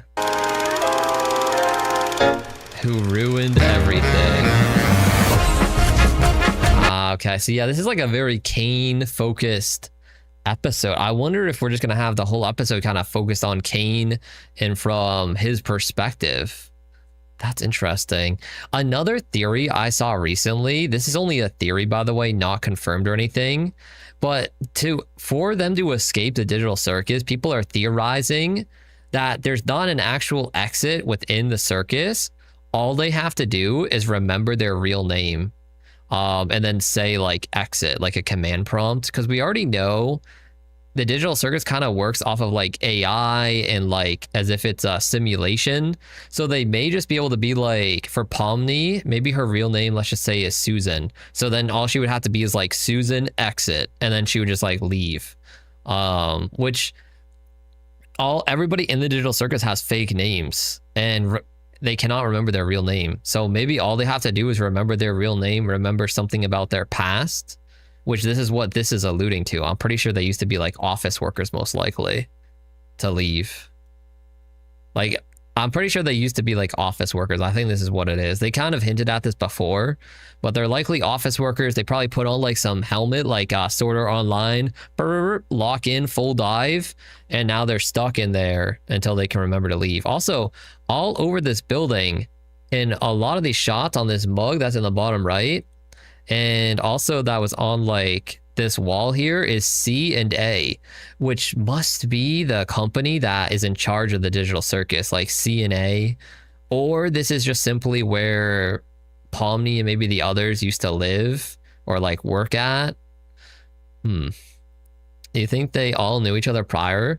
It's possible. Yeah, it's possible. Like everybody from the digital circus here is like from the same office. Like they might all be from the same place. They could also just be from different, like all different walks of life as well. Maybe this office is only alluding to like Pomni. Maybe only Pomni was from here. But we're gonna have to see. March 20th. Yo, soon. Hey, good trailer. Oh, W react chat. React over. Let me link this in the chat. Also, Lillian, welcome in. How are you doing today? Welcome in. There we go. That sounds goofy. Okay, well, well, I mean, like I said, it's not that deep. It's interesting though. You can't wait for them to never leave the circus. It's just an endless loop. Yeah, infinite loop. Wasn't there an episode where it said some stuff about what they used to do before getting stuck in the digital circus? There was, but I don't think they remembered exactly what they used to do. I think they were just kind of like making stuff up too for a lot of them. I don't think when they were talking about their past, they even remembered much or anything. And they definitely don't remember their name. They all have fake names. So it could, like I said, just be simply remember their name and then they're able to leave. One day this guy will have more commentary with reacts. Okay, that was a very good like react right there, chat. I think I stretched that 1 minute react into like a full video, okay? Like there was a lot I yapped about. No, stop the RV, stop it. I also, a lot of these videos, like this 30-minute video chat is probably gonna turn into like an hour react. I do talk about a lot throughout them. I call BS, okay. The sound makes it look like I'm lagging. Oh. Let's see. Do you think they... Yeah, I already read that. Okay. Well, I'll be interested to see the episode when it comes out. I don't know if these comments are going to say anything. Not really. All right. So we have a lot of other videos we can watch, you guys. These are all videos I found. And we also have videos in the Discord that we have to react to that you guys submitted to. Let me see. So this video I found is, can you beat FNAF's max modes? It sounds kind of interesting. Like this guy is doing like a FNAF challenge, so it seems kind of cool. And then we got another scary comp. Hopefully this one is better. The first videos we watched of the scary comps were pretty good. The last one we watched was pretty bad. So hopefully this one is good. And then we got the most unsettling Roblox games ever created. I'm really excited to watch this one. Like, I don't know what kind of Roblox games they have, but this sounds really interesting. And then we also have from the same creator, if we like their videos, how a toy bear leaked 2 million kid voice chats, which could be interesting. Let's see, Libo, I know we aren't just gonna react and talk, so what games will we play today? What do you mean we're not just gonna react and talk? I will say, chat, that's a great question. Actually, you know what? I'm gonna turn that question around to a positive thing. So, you're correct. We are gonna be playing more games today. However, they will be hosted inside of the Nosfaron Discord, the Nosfaron Manor. So, if you guys want some more action, come hang out in the Discord server after stream today. We'll be in there playing on the Minecraft server together, or just hanging out, chatting, having a good time. So definitely, you know, hop in the Discord. It wasn't negative. Yeah, I know it wasn't negative, but like, yeah, don't worry. It's my own head. It's my own head. It wasn't you. Not you that time. We will watch every single vid. All right, I'm down. Let's get into it. Okay, let's pause this. I guess, do we have like a preference what we want to watch first, chat? You know what? I don't want to watch a scary one yet. Let's watch either the Roblox one or the FNAF one, chat. We'll do a poll. We'll do a poll and see what you guys want to watch first. All right, new poll. All right, which react first? FNAF? Roblox? All right, I'll just let the poll go for 1 minute. All right, vote up, you guys. Vote up. Let's see if we want to watch the FNAF challenge video or the most unsettling Roblox game video first. Let's see. It's a tie right now, 1-1. Oh, vote up, you guys, if you care. If not, you know, it's all good. We're just gonna watch both of them anyways. Well, let me look at the Reacts channel too and see what we got going on here.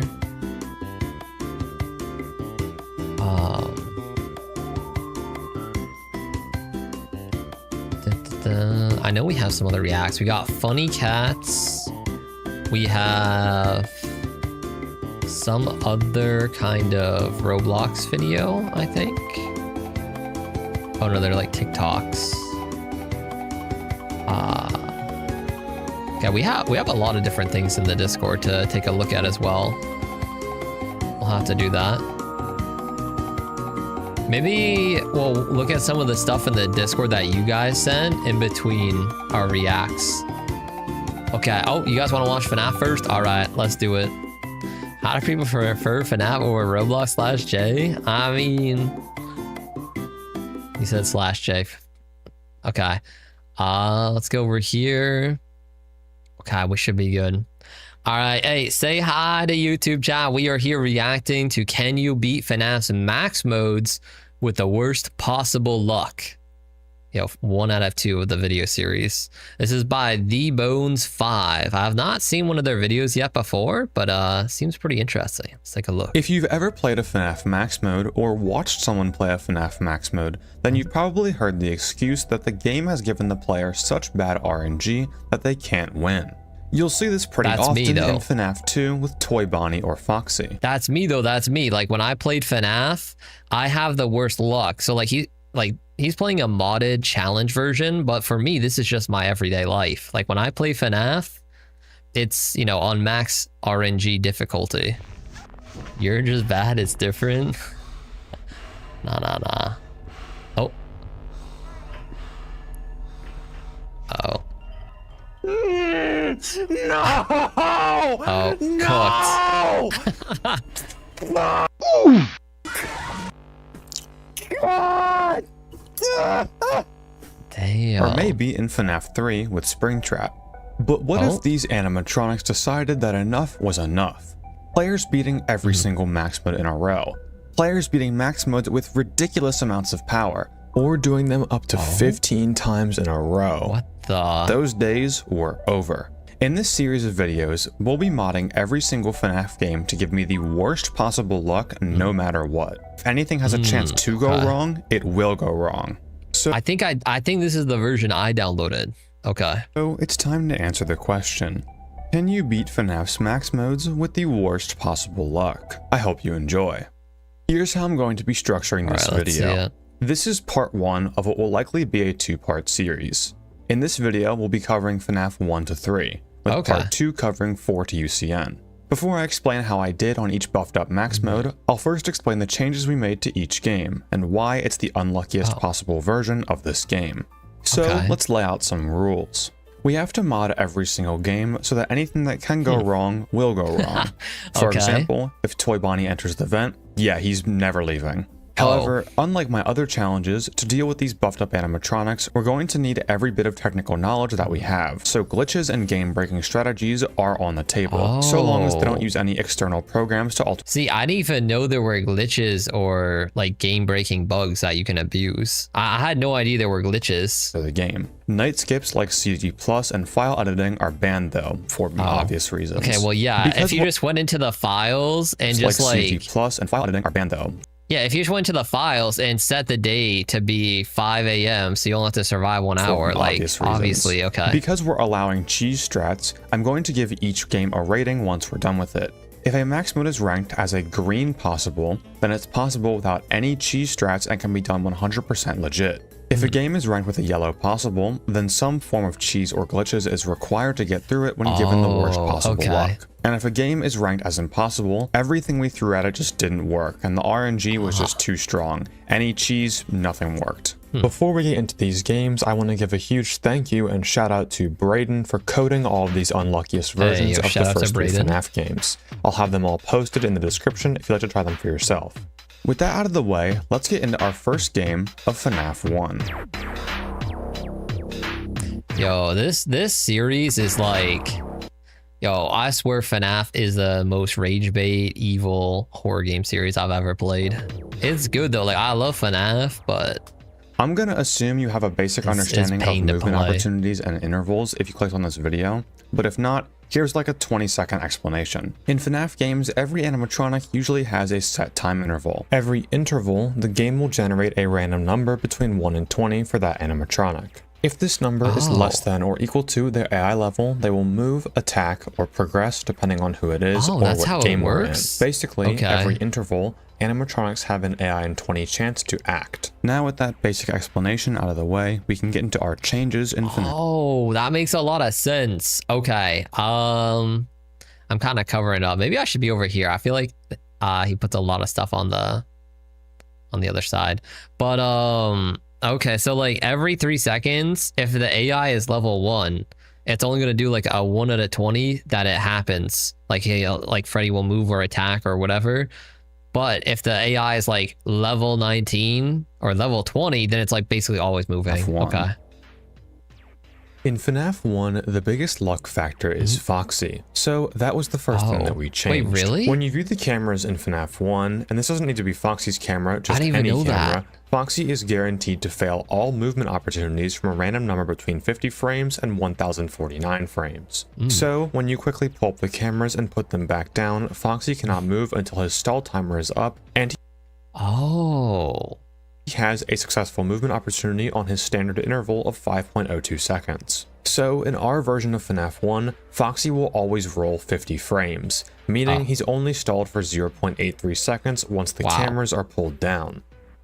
When Foxy hits the door, he randomly starts back in Pirate's Cove in stage 0 or 1. So in our version, he always starts in stage 1. Bonnie and Chica also have some changes. There aren't any AI caps in FNAF 1, so they can't just rush to the door and stay there forever. However, there is still RNG in their pathing. Here are Bonnie and Chica's movement trees. Anywhere that an arrow is pointing, Bonnie and Chica can go on a given movement opportunity, with all of these paths sharing an equal chance. For example, if Bonnie is in FNAF Cam 5, he has an equal chance to go to Cam 1B or Cam 2A. So in our version of FNAF 1, Bonnie and Chica will always take their fastest possible routes to our office doors. Okay, that makes sense. However, if they always took a scripted path, you'd be able to predict exactly when they'd be at the doors every single time with a timer. That's true. So when Bonnie reaches the hall corner, he has a 1/2 chance to go to the door and a 1/2 chance to go to the closet. Thank you for that follow. Welcome to the manor. I appreciate that. Welcome in. And when Chica reaches the hall corner, she has a 1/2 chance to go to the door and a 1/2 chance to go to the east hall. Lastly, Freddy will always give you the shortest blackout possible, which ranges from 7 seconds to 12 seconds depending on when you black out. Oh, wait.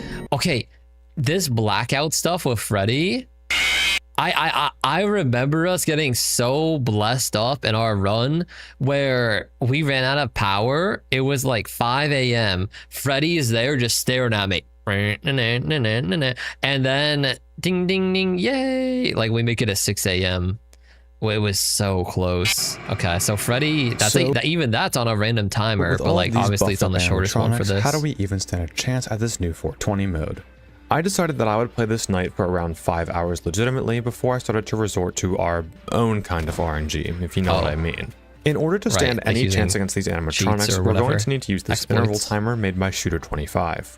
This timer is used in green runs, where players will attempt to save as much power as possible when completing a given max mode. The blue number on the top left represents Bonnie's intervals.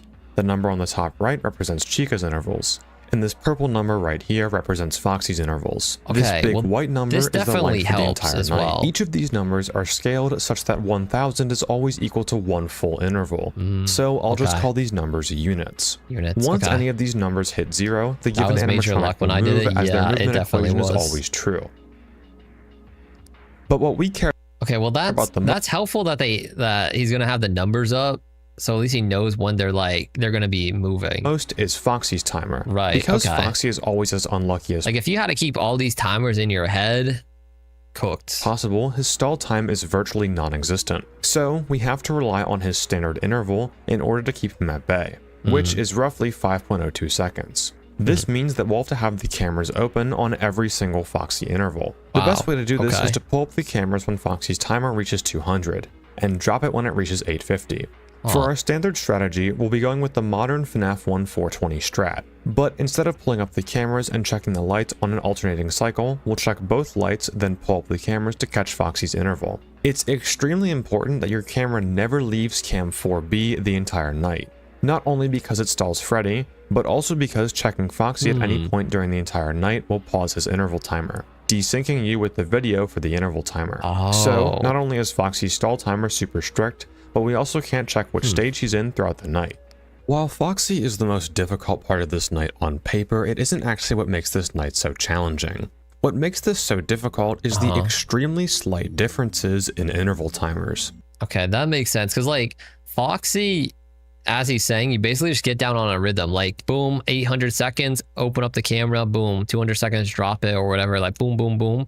But for some all reason, the other this is only in characters, Bonnie, Chica, Scott decided to make every animatronic move on slightly different intervals. In every other FNAF game, this is usually a whole number across the board. But here, this causes tons of problems. Maybe he knew that the Bones 5 YouTube channel on YouTube would try to beat this game with the worst luck possible, like 10 years later, who knows, man. Here's what I mean. Take a look at the interval timer roughly around 1 AM. Everything seems roughly synced up. Remember that once Foxy's interval crosses over, we have to check both doors to deal with Bonnie and Chica before Foxy's next interval. He's laying out the strategy. There's a lot of numbers. Over at 1 AM, we still have a good bit of time to deal with Bonnie and Chica, roughly 800 units. But these FNAF 1 nights are long, and after a while, the 0.04 and 0.05 second differences between Bonnie, Chica, and Foxy begin to add up. So now, fast forward to roughly 3 to 4 AM. At this point, you're barely getting any time to check Bonnie and Chica, and if they both happen to be at your doors, it's game over. You'll have to start closing the door and reopening it before you even check Foxy, but even then, it still isn't fast enough. Not to mention, you have to be on perfect power pace, as you only have a 12-second power outage sequence at best. And with needing to be on the cameras for much longer to make sure you're over. So it's sounding like it's going to be completely impossible for FNAF 1. This becomes a lot harder. Missing a single light check or not opening a door instantly will cause you to go off pace. In roughly 7 hours of breaking my neck to attempt this, I wasn't able to complete FNAF 1 with the worst possible luck. However, it may be possible with no cheese. Just extremely, extremely difficult. I'll be putting the link to this version of FNAF 1 in the description along with the interval timer. So it's maybe possible with no cheese, no like exploits, but you have to be like reset for days. If anyone would like to attempt this challenge for themselves and prove that it is in fact possible, that's great and I'd love to see it. But from my personal experience, the power and desync on later hours just wasn't enough and I couldn't do it. As far as cheese strats go, FNAF 1 has multiple that we can use. We could go with the 1 FPS strat, but that's lame, so I chose to go with the Foxy glitch. Wait, what is a Foxy glitch? Yo, what happened to Foxy? I think it's a bit more fitting, as Foxy has definitely caused us the most pain this time around. Okay. I've explained this glitch in detail before on other videos, so I'll just give a brief explanation here. Yeah, that's fine. Basically, when you open a door in FNAF 1, right as Foxy gets to the door, he's gonna wait right outside the door until it's fully open, then enter and jump scare you. So for the 12 frames that the door is in this opening animation, Foxy is at the door, but he is not jump scaring you. During these 12 frames, you can turn on the light, which has a 20% chance to flicker every single frame. When this flicker happens, the entire sprite for the office resets, which deletes Foxy's sprite and makes the rest of the night completely free. What? What? You could just delete Foxy. Yo, I wish I knew that. So for FNAF like a 12 frame trick though. Max mode, I'm giving it a possible with cheese. Now that was a bit of a boring conclusion. However, for our next game, which is considered by a lot of players to be the most RNG based FNAF game, it really could not be any more different. Okay, it's gonna be a similar thing then.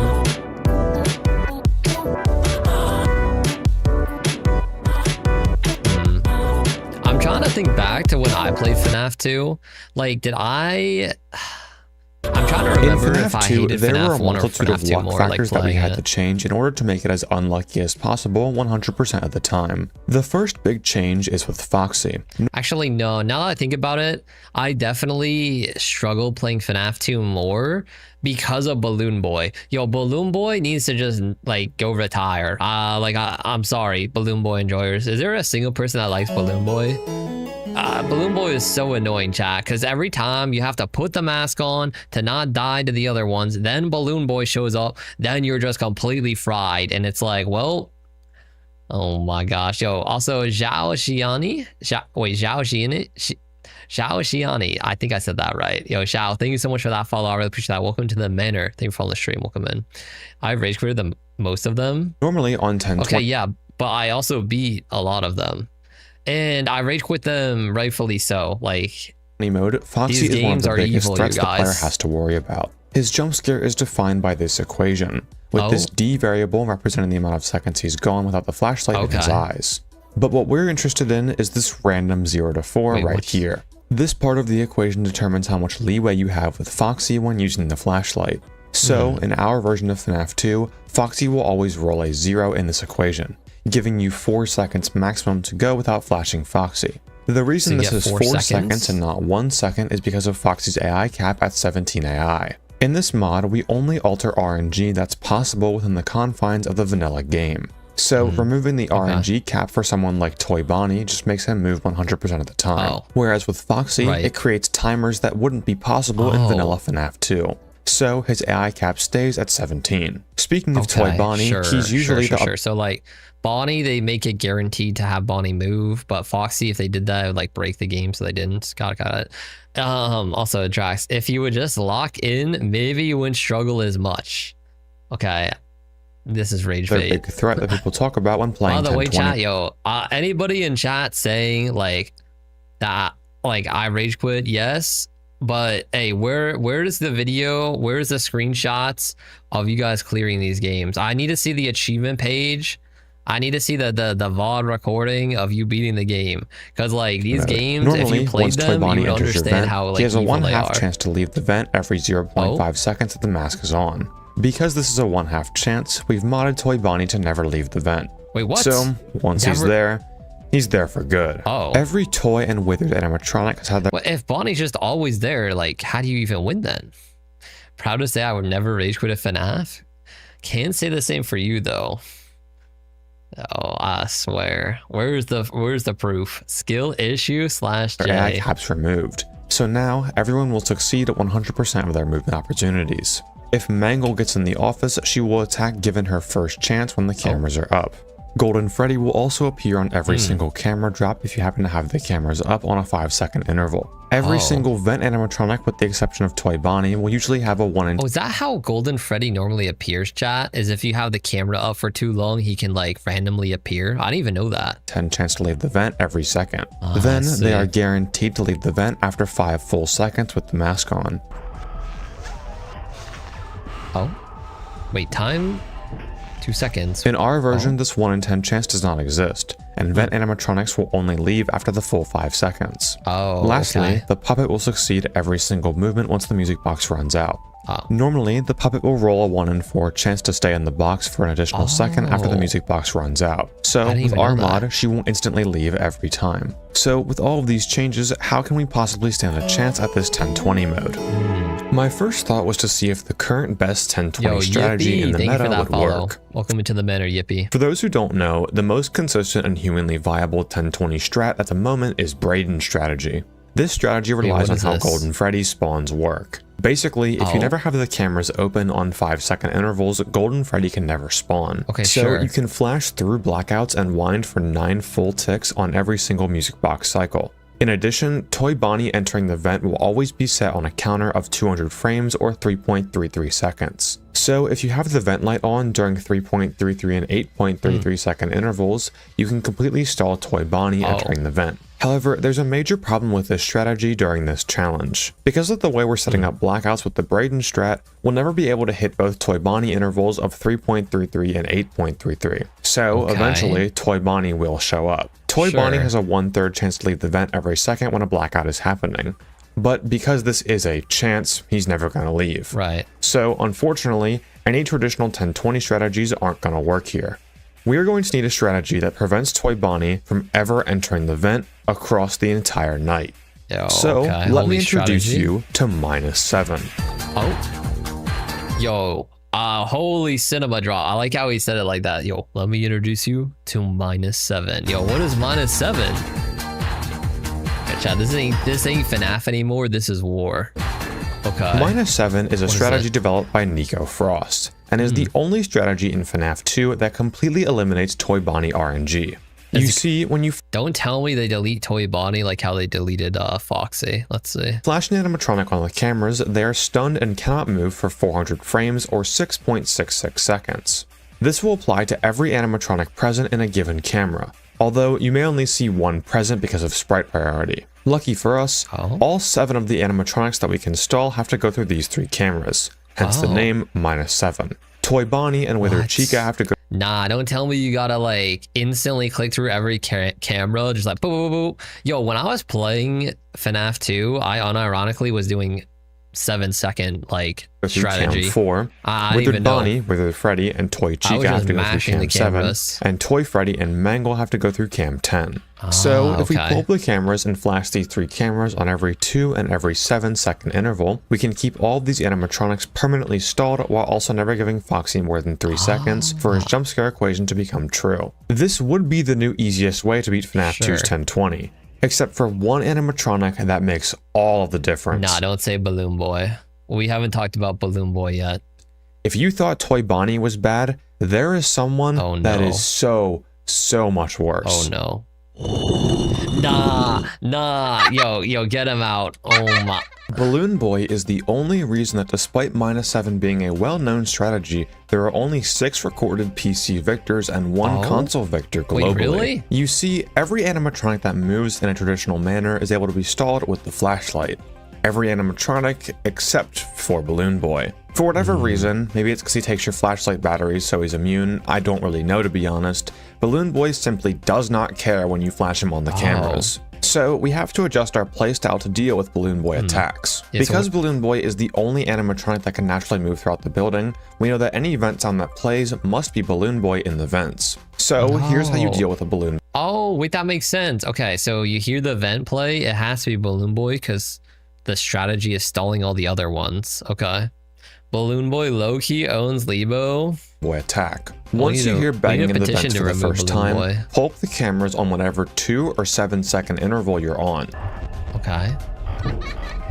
Oh, vent banging. So now, does that mean he checks the vents? Make sure you get out of the cameras before the next 5-second interval. Because Balloon Boy doesn't have a kill timer, he can only move into the vent blind spot when the cameras are up, and will cue his movement once the next 5-second interval passes. Oh. Wait, so as long as you're not in the camera, Balloon Boy can't get you? Because we're playing with the worst possible luck, Balloon Boy is never going to fail movements.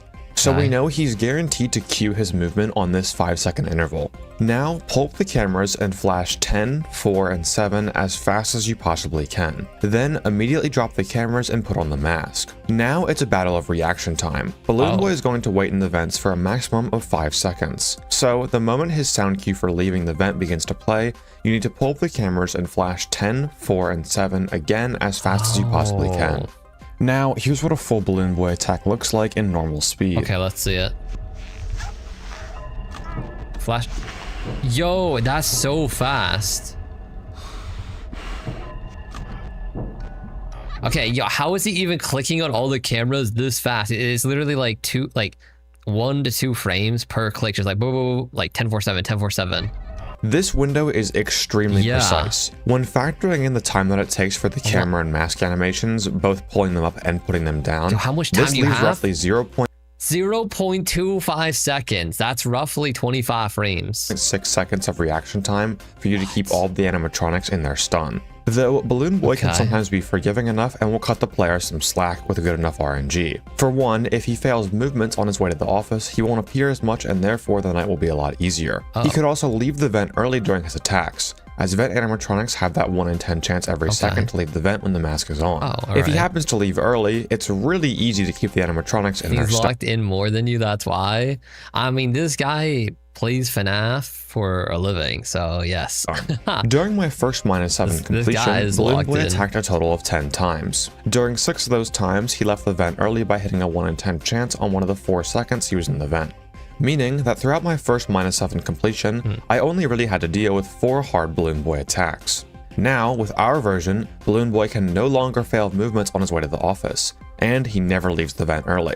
So do you want to guess how many perfect Balloon Boy attacks we have to survive? Oh god. 6? Nah, don't say it. Don't say it. 16.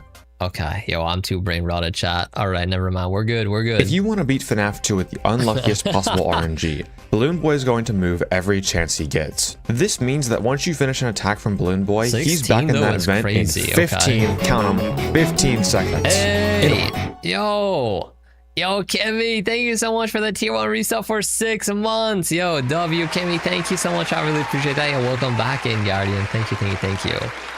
Thank you, Kimmy. In order to survive the night, you'll have to have insanely cracked aim and reaction time. Messing up in the slightest will cause the animatronics to be free from their stun, or for you to lose precious music box time. Oh, jeez, okay. So, how was I doing with this challenge? Not great, to be honest. After 2 hours of attempting this challenge, I was struggling to even get past the 1:30 mark. The camera buttons were just so small, and to rapidly hit all 3 of them consistently seemed like impossible. Actually, Libo Lamau. What, the guy slamming before? No. That's actually me when I play FNAF, though. I'll stop doing good, Kimmy. Impossible precision until look at how small the buttons are though. Like you'd have to be like boom boom, like clicking so precise so quickly. In FNAF games where players have to hit specific locations super quickly, players will sometimes use sticky note strategies and put sticky notes on their monitor so they can aim to a location before it's even that's on smart. Screen. Oh, sticky, like little sticky notes on your monitor, so then you just click on the sticky note. Like some examples of this would be Munch Jr. from Five's Chuck E. Cheese Rebooted, or what is that? Wait, chat, should we play this? I'm kind of scared.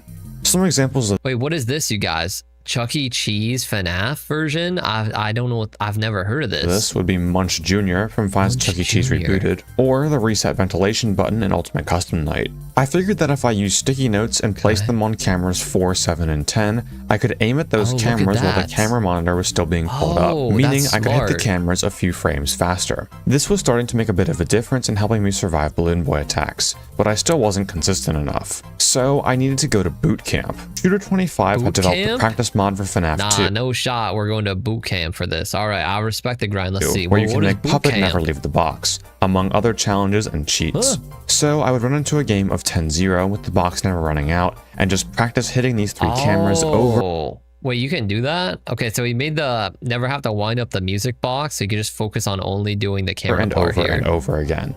But even with this practice, I Holy. still couldn't get the hang of it in an actual game setting. So I had to think a little bit deeper, and then I realized, more often than not, I was failing to hit cameras 7 and 10 by either overshooting or undershooting the camera button. Okay, These sure. cameras roughly form in a triangle pattern. Does this motion remind you of anything?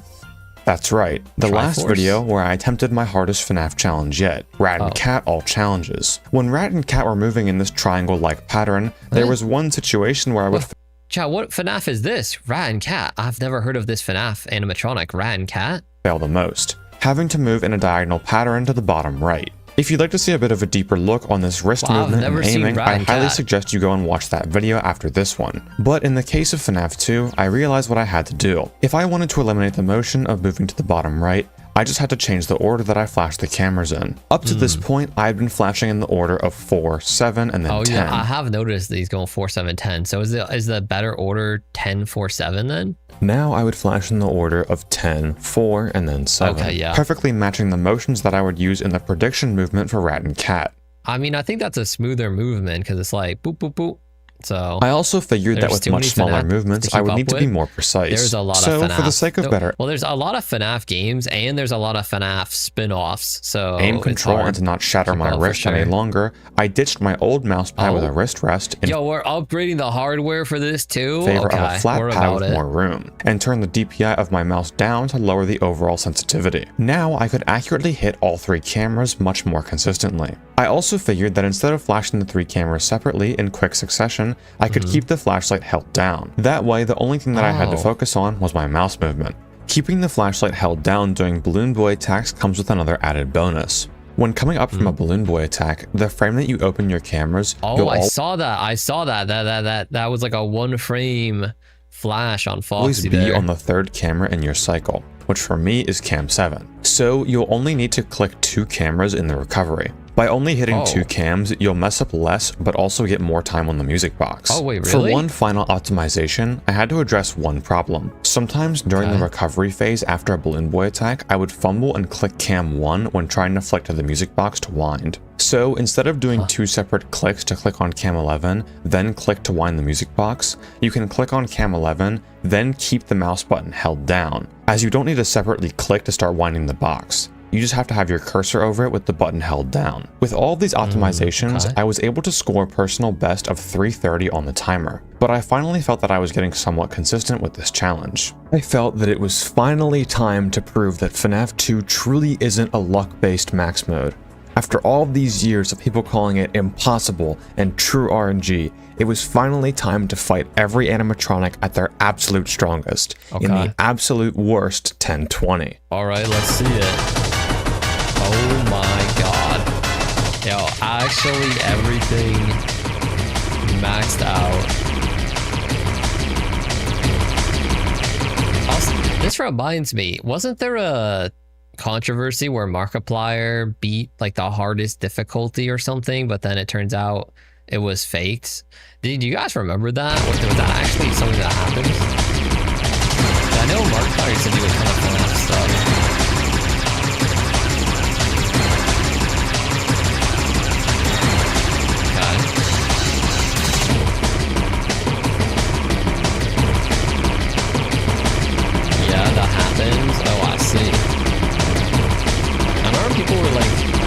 Freaking out about it too, but then it's like Markiplier was just making fun videos. I think people were just enjoying the videos because he's funny and like a good creator, not because like he's great at the game.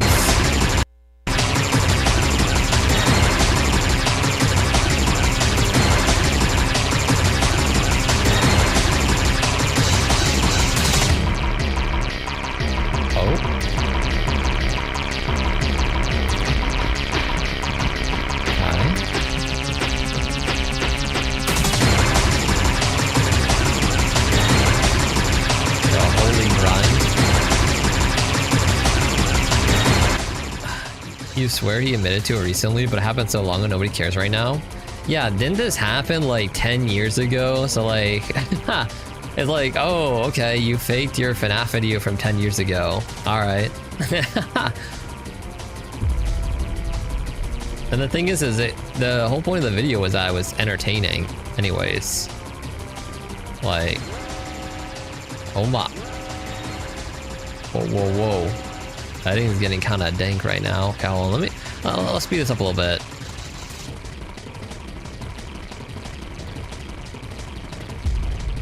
Okay. Is he about to win? Did he win? Oh my god, that was a fluke from 330. Holy shit!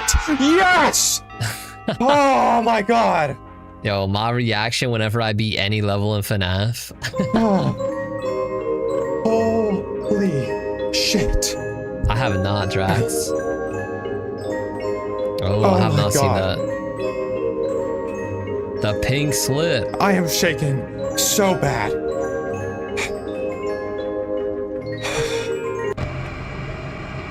Another fluke, almost as crazy as the rat and cat one. If you'd like to view the full uncut run for the unluckiest 1020, I have it up on the second channel. Somehow, I managed to completely fluke unluckiest 1020 from 3 AM. On top of that, I ended up missing the stun on one of the final stalls for all the animatronics, giving me 40 seconds to survive and hope that I could get enough box to outlast Toy Bonnie. With that, we can officially say that FNAF 2 is completely possible with no cheese and with the worst luck. Okay, so no cheese, worst luck, and he even messed up his run that he cleared it on, so there's a little bit of room for optimization. Now, with FNAF 2 done, how does the actual most luck-based game fare with the worst possible luck? FNAF 3 is known for being extremely luck-based. So how can we make this as bad as possible? Okay, FNAF 3... question mark. This is literally my reaction to FNAF 3. When I played FNAF 3, I had no idea what's going on. Like, it is so random and luck based, as he just said. It's the most luck based of the three. Like, sometimes you have a run where you're just sitting there and nothing happens. Like, I remember we had nights, like our first and second night in FNAF 3, I think I had to turn the lights on one time, and the rest of the night I just sat there just chilling, like, hey, so what's going on, you guys? And it was so easy. Then we got into night 3 and 4, and all of a sudden the lights are out, the vents are out, the spring trap is coming in from this angle and that angle, and everything's exploding all at once, and it's actually impossible. Let's go over the changes this time around. You never played when any FNAF Springtrap games? spawns into the night, he can spawn in a random camera from 10 to 6. I'd say it's worth he trying. Will always but spawn in Cam 6. They're very Springtrap will hard. also always take the fastest possible route to the office. Okay. The audio lure normally has a 1 in 7 chance to fail. So now it just straight up doesn't work. Wonderful. Springtrap will now always roll a 0 in his movement equation instead of a random number from 0 to 14. Basically, this means that Springtrap will now always move on every other second. All of the phantoms will now spawn on every single opportunity they have. Both sealing vents and rebooting systems as RNG, so we'll adjust those accordingly. Sealing vents in FNAF 3 can take a random amount of time between 0.83 seconds and 1.65 seconds. So vents will always take 1.65 seconds to seal. Rebooting a single system could take 5 to 10 seconds. So it will always take 10 full seconds. That's a long time. All can take anywhere from 10 to 20 seconds. So it will always take 20 full seconds. Yo, 20 seconds for a full reboot? That's 10 years. Oh, wow. Can be FNAF as your guilty pleasure. You love it too much, you care if it's good or bad. Yeah, I mean, FNAF is one of those games where the games themselves are good for what they are, but they're not that accessible for everyone to beat them. I feel like everybody can play FNAF and you get scared. You're like, whoa, you get jump scared. Oh my God, joking. But yeah, trying to actually beat them is painful. All of these changes combined creates one of the worst FNAF experiences ever. If you think there's any chance of this being possible legitimately, you would be wrong. Okay, yeah. I was gonna say, how is this even possible? Everything's busted. Everything takes 20 seconds to reboot. Springtrap is moving every second. Here's what a normal playthrough of Aggressive Nightmare looks like with the worst possible luck. Oh. Is it just gonna instantly get destroyed? Oh, yup, already there. 2 seconds later, gonna get caught here. Springtrap coming in any second now. So yeah, we're immediately resorting to cheese strats. In FNAF 3, there's really only one cheese strategy, and that's the FGP or Freddy Game Player strategy. Yo, that's a kind of a cool name. I'm gonna bust out the FGP, the Freddy Game Player. Enters your office, he can only actually jump scare you when two conditions are met. If you have a ventilation error, whether it be from idling in the office too long or from a phantom jump scare, or if you have the cameras or maintenance panel up for a collective second. On every night except night 6, the ventilation will naturally fail after a given number of time, decreasing each night. But because the ventilation cannot naturally fail, the only way for the ventilation to fail is through phantom jump scares or idling in the office for more than 10 seconds. So if we pull up the cameras for as little time as possible, we can stretch how long we survive in the office. Optimally, you'd flip the cameras up on every 9.99 second interval. But for a humanly possible route, the strategy is usually 8 no shot, you're perfectly flipping it every 9.99 seconds. So if we never reach a cumulative second with the cameras up, Springtrap can never attack us. Here's where the problem is. Yo, how do you even see the camera though? Like, it's not even up for a second. Do you see how fast it's like flipping up and down? It's just a black screen. Springtrap will always enter the office before 1 AM. Because our audio lures just don't work, there's no way to keep them out. Every phantom is going to spawn every single chance they have. Meaning, on every single hour interval, Phantom Freddy will spawn. Normally, when using FGP, you'd eat the first Phantom Freddy jump scare at 1 AM to get rid of him for the rest of the night. But we can't do that here because Springtrap is already in our office. So we have to deal with Phantom Freddy while also trying to flip for as little time as possible. Phantom Freddy will jump scare you if you're idle for 2 seconds. So space out your flips as best you can while staying within 2 seconds. Unfortunately, even with frame-perfect flips, you'll have flipped enough times for Springtrap to be ready to jump scare you. Once you've used up your second on the cameras, Springtrap has a 50% chance to jump scare you. So with our mod, he's always going to kill. I wasn't able to get very far with this cheese strat, but for a moment, let's see if it would be possible with a tool-assisted run. Let's assume that every single flip you do is always... If you guys don't know what a tool-assisted run is, I don't know if he's going to explain it here, but it's also known as a task. Essentially, it's not going to be him playing. It's coded to where the computer is just playing itself, and that's why it's called tool-assisted. So it's just like, it's just doing it at like frame perfect every time, no mistakes, like unhuman-like. Frame perfect, a 1-frame flip. As 0-frame flips don't exist in FNAF 3. Yeah, 1-frame flip. So you have 60 total flips before Springtrap is guaranteed to jump scare you. Springtrap will usually be in the office by 40 seconds. So that's when our 60 flip countdown starts. From 40 seconds to 102, we use 3 flips. Then, in order to deal with the first Phantom Freddy spawn, we have to flip a total of 12 times, as he's active for roughly 23 seconds. We then have to flip 6 more times to get to 2 AM, where Phantom Freddy will spawn again. So add 12 more flips to that counter. We then flip 6 more times to get to 3 AM, and then 12 more times to get past the 3 AM Phantom Freddy. We can flip 6 more times to get to 4 AM, but there's no possible way for us to get past Phantom Freddy. How do you get to 5 AM So if I had or to 6 estimate AM? the most perfect run of FNAF 3 with the worst possible luck, it would be around 408, assuming every single flip you hit was frame perfect.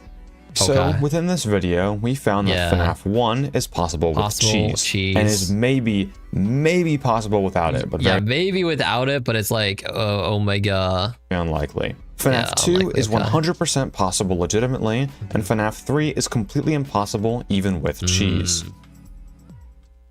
If you guys enjoyed this video and would like to see a part 2 where we cover FNAF 4 to UCN, please like, comment, subscribe, and join the Discord. The recent support on the channel has been absolutely crazy, and I am so eternally grateful. So again, please keep it up, it's been wonderful. It might be a bit until the next upload, because I'm going on vacation for the summer, and honestly, I think I might need a bit of a break after all the recent challenge vids, but it won't be too long, so don't worry. 3-week break at the very most. With that said, thank you guys for watching. As always, peace.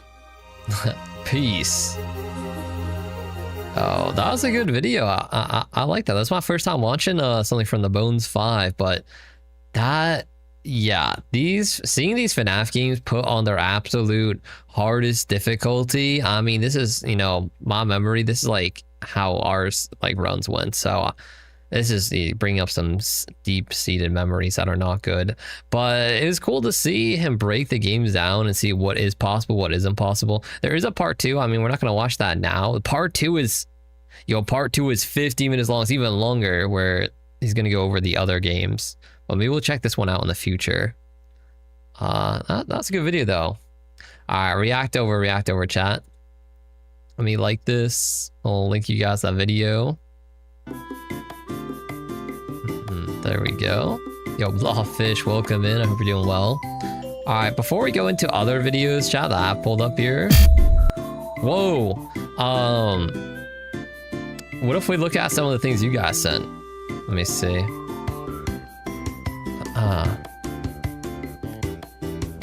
Let's see. Yo, Nick, listen, you've been real annoying this whole stream. Okay. They're gonna you know what? I'm not gonna permaban you. I'll give you a 1 day. I'll give you 1 day to reconsider. You come back. You come back tomorrow. Be live tomorrow if you want. As a changed person. All right. Let me see what you guys sent here. Go into here.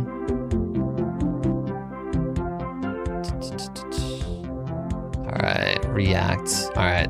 So, oh yeah, you guys sent the tofu stuff. Tofu. There's cats. We have a lot of things. I guess we can kind of just speedrun looking at them. Oh, we got all the different horror games too we could take a look at. Okay. You were so fast, you wanted to do it? It's okay. It's all good, you guys. Let me see. What is this? Okay, you say it's funny, I promise.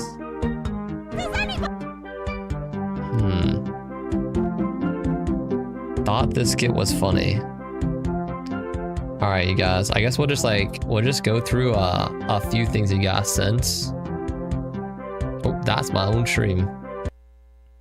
Let me go back over to the right-hand side.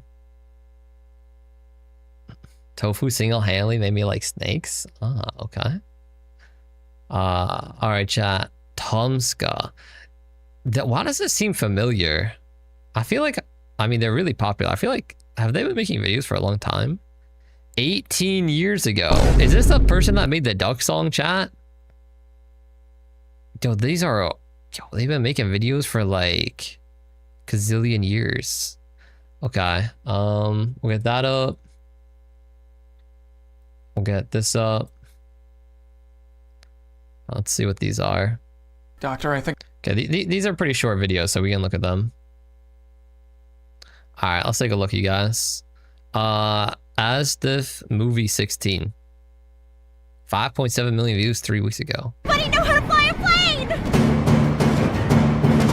No.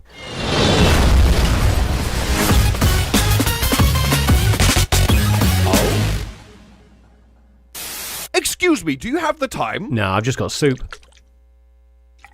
Do you want soup? Ooh, can I have a go? Sure.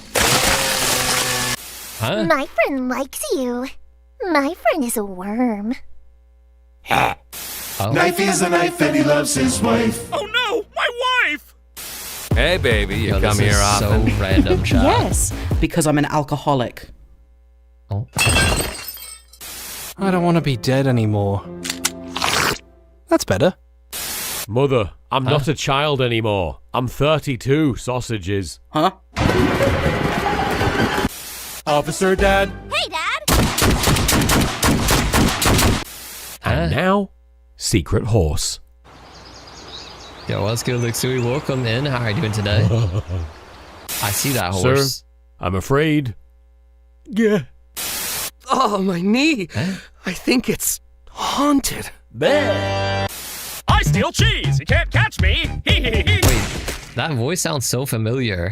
Steve. What? Boat. One hot dog with no frogs. Frogs? I said no frogs!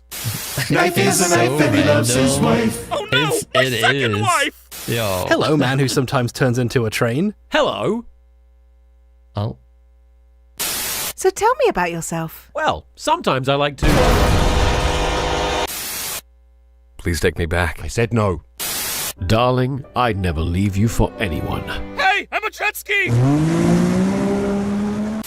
Is someone there? No. I'm gonna go put on something more comfortable. Just as long as it isn't the fish hat again. It's the fish hat again! Hey, Jimmy, how's your wife? She's long. Please kill me. Knife is a knife and he loves his wife. Not again. No, my third wife! She's cheating on me! Okay, What's that? A new version of our I did card not game expect Muffin that to Time be with end. 50 new cards is available right now in Target? Yes! Okay. Yes, it is. Yeah, that was fun. so random. Help, he's dying! Let me try something. Hey, yo, why are we looking? Well, doctor? I'm not a doctor. Okay, that was, the humor hasn't changed in 17 years. This 97-year-old YouTuber still serves Asdiv movies the old-fashioned way. He's the one that made the Muffin Time. Yeah, I was gonna say, like, I feel like this creator, this style seems familiar. Yeah, I mean, they've been making videos for 18 years. Yo, welcome in. Dang ad. Oh, we got an ad going on. Scout, we're just looking through, like, little vids right now. All right, what is this one? When you have hippo something, what is this, chat? Doctor, I think I have a fear of long words. Sounds like a classic case of hippopotamonstrossus squepideliophobia. Don't worry, it's highly treatable. Unlike pneumono-ultramicroscopic pseudocolpocandoconiosis. Are you afraid of needles? No. That's great, because the medication is administered intravenously by a homeopathic phlebotomatologist. Is that even a real word? I have just the specialist for you. Her name is Dr. Anne. Oh. Anti-disestablishmentarianism. She lives over by Lake Chargagagagmanchagagagchaubadagundaba. Yeah, that's right. 8 years of med school, you too can pronounce Lake Chargagagagmanchagagagchaubadagundaba. Anyway, that'll be $10,000. Medication is... Okay, yo, these videos you guys are sending are actually so random. Okay, well, what is this? All right, Drax, you sent in Wanderer calls a scammer. Hello, I'm David. Welcome to the Motel 6, Highway 10. May I ask what kinds of amenities the motel offers? Definitely, ma'am. Would be an outdoor pool. Yo, Magic, welcome in. How are you doing today? Wi-Fi, use of parking. Okay. Nah, this has gotta be fake, right? Staying. Are both of us accommodated? You want to check in tonight? That is correct. May I also ask what will be the cost for this stay? With taxes and fees included, ma'am, it's $1,872 with 3 cents. 1,872? Are you kidding me? Correct. You want the smoking room, ma'am, or not? The smoking room is still fine. And the cost will still be 1,872 total, including tax? No, ma'am. For Swiss property, total with taxes and fees is $347, $347. With 70 cents, and that's what? Including taxes and fees. I change it up. 347? That is much more manageable. And that will still be available for tonight, correct? Sure. I just need the guest name, please. First and last name. Scaramouche Balladeer. Yo, not the Scaramouche Balladeer. They are a scammer. Perhaps I have spoken in Yeah, I guess. Although the scammer really doesn't know that it's like fake. I mean, Spell your name for me, please, because I couldn't understand it. Caramouche. Then wow. Balladeer. It's actually spelled out. If you're confused by this, you can write it down and search it later. I am a very prominent figure, you know. Whoa. And may I have an email address, please? That way I can... They're too busy focused on the scam to know it's fake. Yeah, I guess I could see that. Maybe the call quality is kind of like scuffed too, so they just think it's like bad quality. Hats as in hats and Gmail hats as in in hats. Gmail. Altogether, hats as in hats. gmail.com. Would you mind spelling your email again, please? What the? Are you on speaker, ma'am? Yes, thank you very much. May I ask, what is your name? My name's David, ma'am. I see. How old are you? If Yo, how is this a ma'am? They keep calling him ma'am. They ain't called him ma'am. What? You're ancient. It's very hard for me to understand. I am speaking into a phone at a normal volume. I do not know why you are struggling to Not the understand me. ancient. Perhaps your hearing aids are broken. Damn. My email address is ilovehats@gmail.com. Got that? I love. Yeah, I got it. I love hats at Gmail. Okay, Miss Valadier, I will need the billing address of your car, please. Oh. Oh, what's he gonna say? My car? Oh. Oh, they hang up now. Okay. Yo, they were on the line there for a while. Oh my god. The sound effects making it better. Yeah, there's a lot of sound effects on this too. Oh my god. Also, yo, Not Reno, welcome into the YouTube chat. Hello, hello. Okay, what is this? Sparksy, another little YouTube short. What is this one? Oh. Oh, that's cool.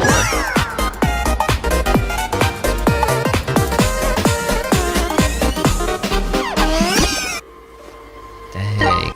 Yo, how long do you think it took them to make this, by the way? I swear this must have took them like... This must have took like 3 days. I don't even know. Maybe longer. Maybe 7 days? Like they had to cut out each and every piece and cut. This looks hand colored in, right? I don't think this is printed. I think they colored every one. Holy, I mean, that's kind of fire though. Oh, Vamo, you're finally back. Yeah, welcome in, Vamo. How are you today? Okay, what else did you guys send? Okay, I'm gonna look at like one of these and we'll see how it goes. Let's see, what is this? Chat, whenever you link TikToks, I get very like strong PTSD. Okay, let's see. I began to pass out. Then my head hit the wall. Boom. Oh. Okay, I mean, that was like kind of a nothing burger. Poor little Gato fell. That's okay, I guess. Okay, not too bad. Right now. Oh. Oh. You look like a beetle. Okay, I'm sorry. But how did my headphones even do that? That's crazy. Right now. Okay. Oh no, this could have went a lot worse, chat. When we saw a Bakugo and Deku cosplayer, this could have ended a lot differently. That one is not too bad. Alright, what else? All right, y'all. All right. It's almost bedtime. Did you brush your teeth? Yo, it's like it's bugged. Chat, it's breaking my Nah, it's breaking my stuff. Oh my gosh. When it's actually breaking my setup. Okay. We're not watching that one. That one's cursed apparently. What is this? Close some tabs. It's not my tab, chat. I have like barely any tabs open. What did you do? It's little cats.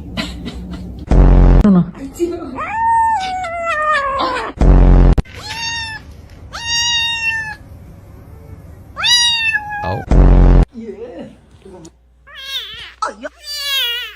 Yeah, cats are cute. What's going on in here? What are you doing? Oh, no, you're too young.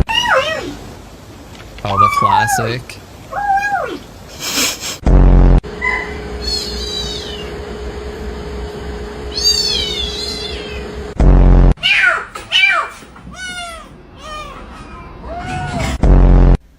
Oh shit! Oh. Sorry.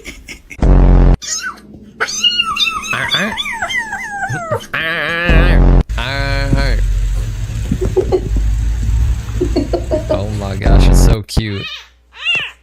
You want a kitten now? Yeah, this is not helping you guys. That made me want a kitten more too. Go back to where you came from. Hey, what? Yo, Mom. What's up, sweetie? Sorry, gotta go back to square one. You ready? What? Yo, what are you guys sending? Okay. Okay, another cat. Oh. I mean, there's probably food inside. The cat wants it. Go get the food, little gato. What is this? Yo, why is it like... Why does it keep breaking on some of them? Charming tacos. Ooh, that sounds good. Cat in a bag. Hold on, just give it a minute. It'll unglitch. Okay, there it goes. All right, let me try and reopen it. Oh, I think that's like blowing up. Huh? Okay, maybe I was being saved when it glitched. All right. What do I wear? I only told you 12 times. Wait, why is it trying to order font being hit? We've been sitting in this dressing room for hours. I need a break. Okay.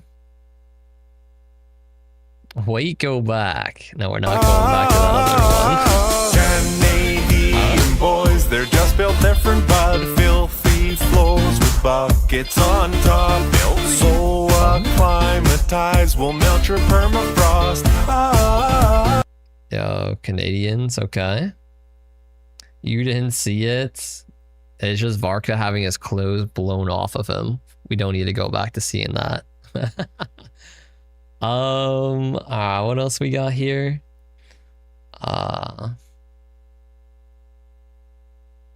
Okay, let me look at this one. All right, so what's up with the snake here, you guys? So it's actually just a snake. It's a whole-on snake. I missed one. What? Child, last time I opened this one, it bugged. All right, y'all. All right. It's almost bedtime. This better be you worth brush it. your teeth? Let me smell. Say hi. Okay, okay. All right. That's what we need to see? All right, what is this? My snake tofu still hates Markiplier. Okay, other snake. Oh, so this is like showing that the snake doesn't mind other things. Okay, so another snake is chill. Cat video, still chill. Okay. And death. Oh, Oh my god, did you just strike at Mark? Yo, not the tail rattling too. Morning, this is Bryant Gumbel. Could you tell it? Not too crazy down, Ryan. Could you tell me when this happened exactly? Tofu. What? They're having a standoff. This is probably the weirdest thing I've ever discovered in my 10 years of working with snakes. I don't understand what's happening. He's frozen. Wow. Actually Tofu. frozen in fear. Why are you so scared of Mark? What did he do to you? Oh. What did he do get to him. you, Tofu? What is...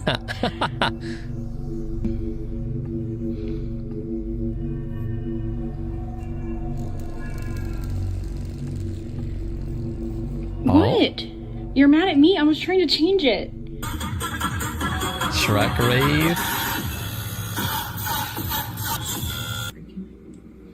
Okay, other He's a little YouTubers, it's fine. interested. No, never mind. He's leaving. He's leaving. Oh. This is important. Oh, Mark's back. Yeah, have a good night, Can you average. stop staring at Mark? He's frozen. He's frozen. So I think this picture is safe. I don't think he recognizes that it's Oh, so Mark. it's like if Yeah, it's I a don't think distorted I don't think photo, he then knows it's that's Mark. fine. No, I think he doesn't like it. Yeah, he doesn't like this picture either. Oh? He does not like this picture either. Okay. I cannot get him to care about the screen if I wanted to. Like, he doesn't care. Oh. Like, Tofu. This why is you Mark? odd. Wait, that is kind of crazy. If you look at comments on Markiplier's recent videos, there's just a bunch of people warning him about the snake. That is so funny.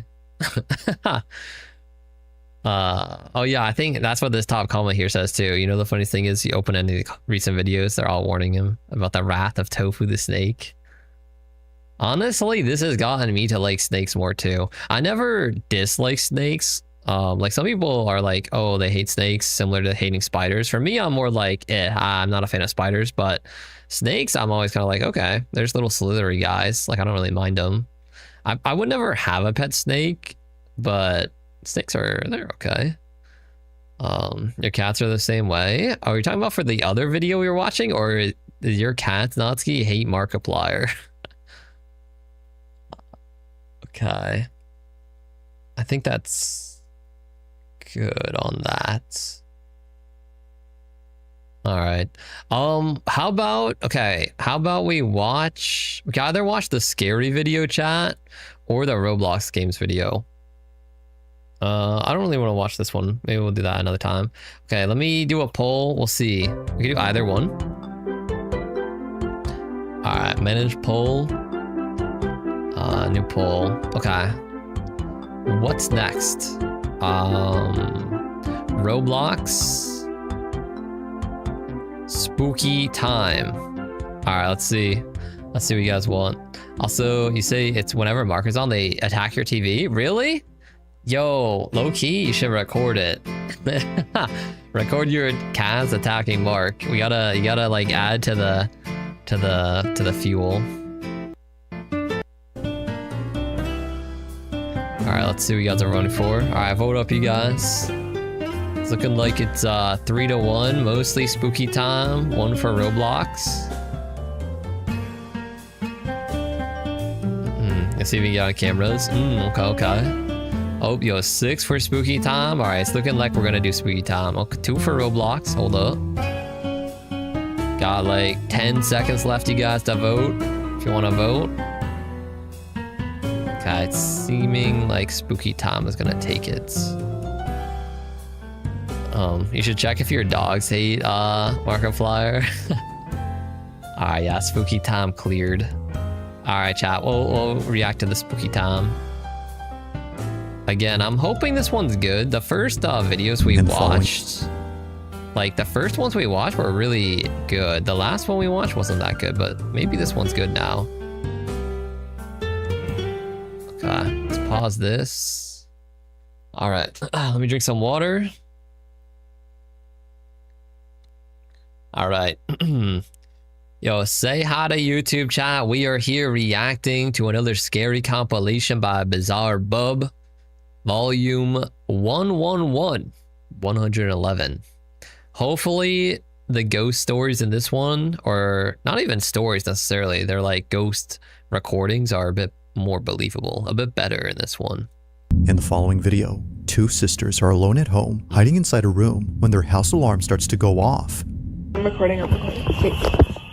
Okay. Do you hear that? Okay, nothing too crazy. As it seems, someone had entered their home. Check Their security camera shows the front door open, suggesting that someone did in fact break inside. But what's strange about this is that when they replay the moment the door opens, no one is seen. It just seemingly opens up all on its own. Yeah, but like this angle, you could easily like fake this. Not the angle. That's what I'm saying. At this moment, angle the 2 immediately gives me sisters didn't sauce. see how the door All right. opened up. They Maybe just there's more saw to that the it. door Let's was wide watch. open, and it doesn't help that they just heard a police siren outside their house. Okay. But as if the situation couldn't escalate anymore, this happens. What is it? What? Oh, what? What is that? Exit through window? Is that actually what you should do? Okay, if you're in this scenario, should you try and just exit through the window? Shouldn't you hide? I guess it's kind of a hard call. Like escape or hide, I don't know. Yo, they're struggling to get out the window. Okay. Call a Pope or the police. Bedroom door opens. Is something gonna... Are these ghost vids? Yeah, is this just like a break-in? Like, what are we watching? I mean, this is a scary comp. These are supposed to be ghost vids. Is a ghost like raiding in? Okay, security cam POV. There's nothing.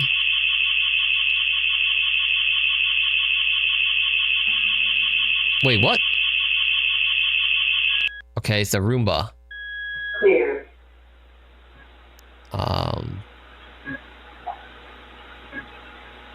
Alright, the Roomba slowly going across the floor. Nothing too suspicious yet. So does this camera, by the way, yo, what kind of camera setup is this? That why would you have a security camera that's supposed to be watching your front door, yet it gets distracted by your Roomba? What if somebody's walking in the front door right now? Yo, what is this like camera? You're gonna say how TF do you hide from a ghost? I guess that's a good point. Yo, Honeybito, welcome in. Whoa, whoa, back it up, back it up, back it up. What was that? You guys see that in the microwave? Chat, look at the microwave. Yo, what is that? Huh? No shot. The one frame the camera got off of the Roomba, it ran by, and now it looked again, and now it's gone. All right, we can't be for real. What even was that, though? It kind of just looked like somebody running in like a full onesie. A leprechaun? What's it focusing on over there? Is there something there? Yo, why is this camera so, like, frantic? Staged? I don't know. I need more proof. This is feeling a bit too, like, crazy right now. What is going on? Whoa! I saw it, I saw it, I saw it. Chat, look at the microwave. Look at the microwave. Right there. Right. I'm gonna go frame by frame. Look at. You guys see that? Look at that. Like, right there. In the bottom left. What is that? Huh? Personally think ghosts are real. Has you actually experienced it? You've experienced a ghost? Oh, you should share your story in the chat. Oh, why is it looking up? What is this? Yo, is it just me, or since we just watched a FNAF video earlier, I feel like Freddy's about to pop up and get us? Do you feel like it's staged? Yeah, this one's seeming a little bit odd, the way it's like going all over with the camera right now. Like, would the camera really be doing this? I feel like they're just remote controlling the camera to like look around. I don't know. Okay. It's looking up.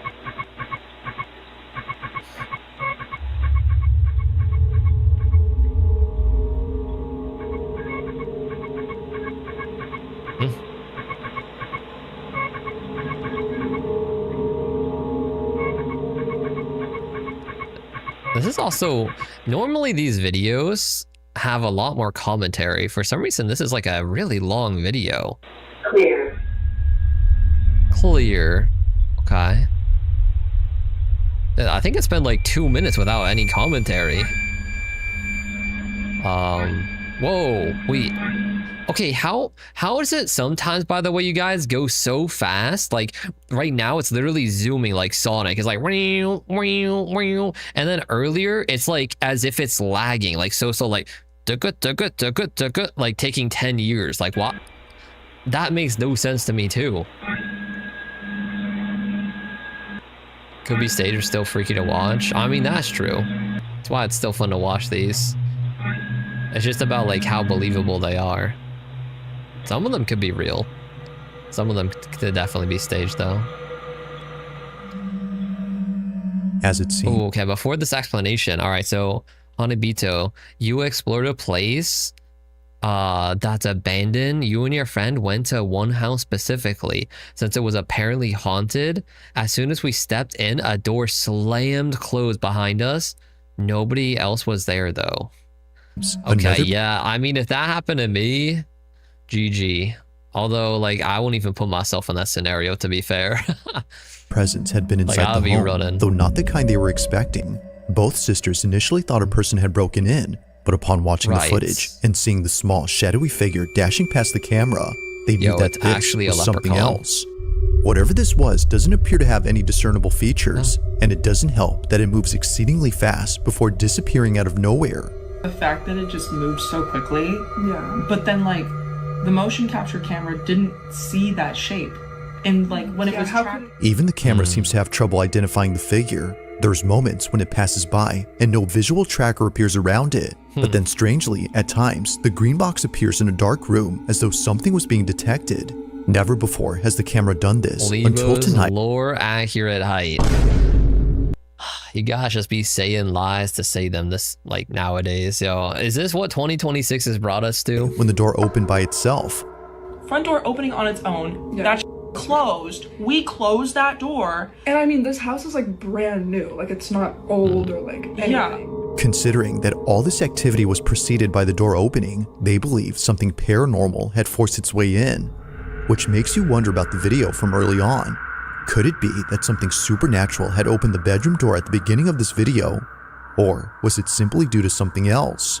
After watching the footage, it's hard to say what exactly occurred. Oh? Just what exactly was the camera picking up that night? As always, let me know your thoughts on this one. Yeah, I don't know. This one feels a little bit like... It feels a bit too over the top. I don't know. Number 4. On a Wednesday night, a team of paramedics arrive at a house to assist a man with severe schizophrenia. According to the man, he couldn't leave his room because someone was standing at his door. Oh. They're not gonna let me go past it. They're not gonna let me go past it. Somebody's there. Huh? We're right here. I'm telling you, somebody's at the door and they're not gonna let me go past it. Wait, what? They wearing? What are they wearing? They're wearing blue. Like someone's there and they're not gonna let me go past it. Someone's at the door. I need you to sit up, okay? Did he just throw something Can at you it? do that? You got it. Listen, there's no need to apologize. Whatever makes you comfortable, okay?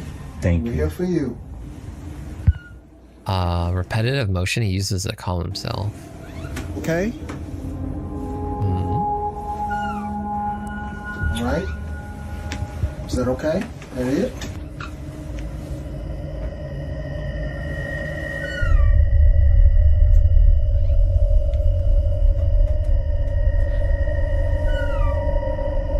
Something gonna be there? Is that it? Are you okay?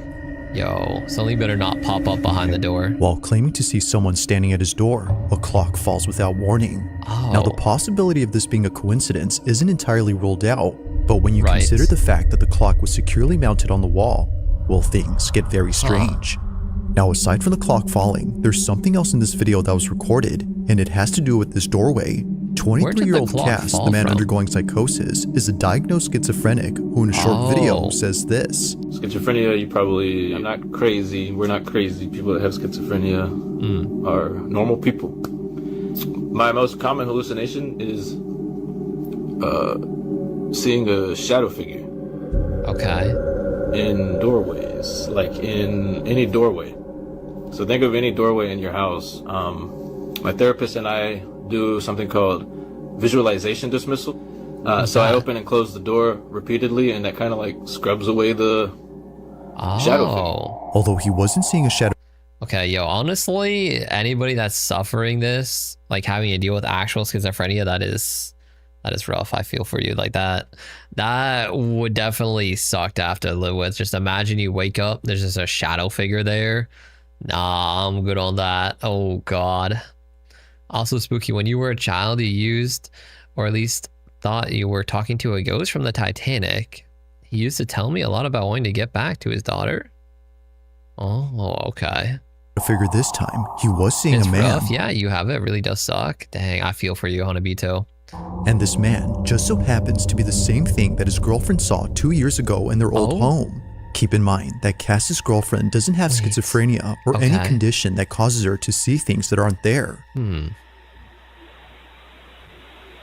Oh, this is...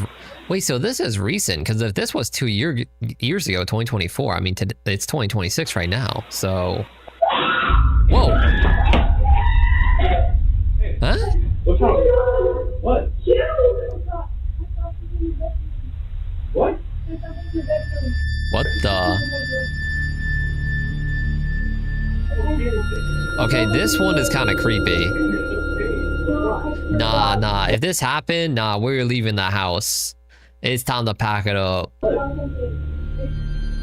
That sounded like an actual, like, scream of terror right there. Like, she was not faking that one for the camera. Yeah, no, that one was a bit too scary. Her description of what she saw was eerily similar to Cass's depiction of the man. Now, because of this angle, we can't see what it is that she saw, but thankfully, there's another camera in this house that might have recorded evidence of the so-called man. Over on Cass's channel, you'll find many videos where he documents his schizophrenic episodes. Oh, okay. So he just like constantly records like vlogs all the time. Got it. Thanks to his GoPro, he Right. can easily record moments of extreme psychosis by simply pressing a button. What I do is, if the hallucination's like really strong and I am not even like making sense out of reality, I use this and basically I point it at the door frame or whatever I'm seeing and look at the screen. And if what I'm seeing in the door frame isn't on the GoPro screen, right, it's not real. Okay. Helps me calm down. Honestly, that's kind of a good strategy. That makes a lot of sense because, like, if he's seeing visions of like figures and different things, but then it's not showing up on the GoPro, then he can kind of trick his mind to being like, okay, it's actually not real. Genius. Yeah, it's a good strategy. I'm doing really bad right now.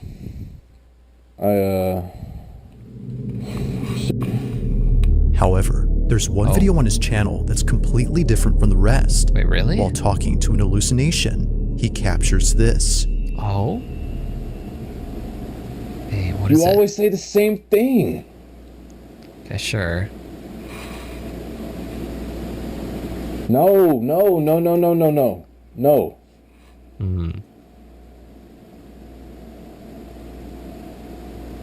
Quit it. Okay, right. He's talking to like hallucination. What's gonna pop up though? Stop bringing that up. Stop saying that.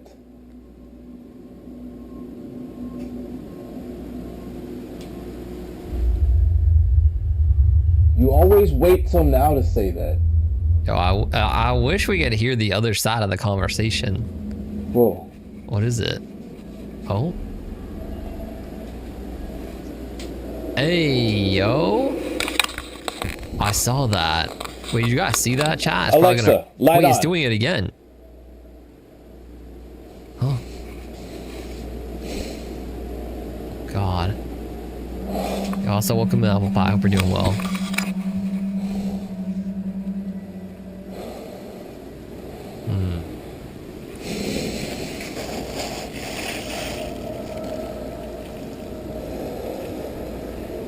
All right.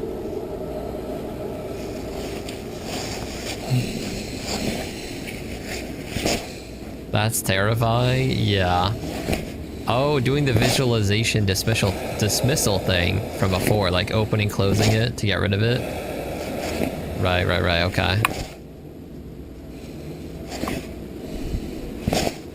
You're swinging, no questions asked. Yeah. Oh, I wonder if that's why in his place he has all of these different like blinds and things set up where there's not doors to do the like his trick. That makes sense actually. Because like normally the kitchen would just be open because it's a kitchen, but he made his own like door in a way. Okay.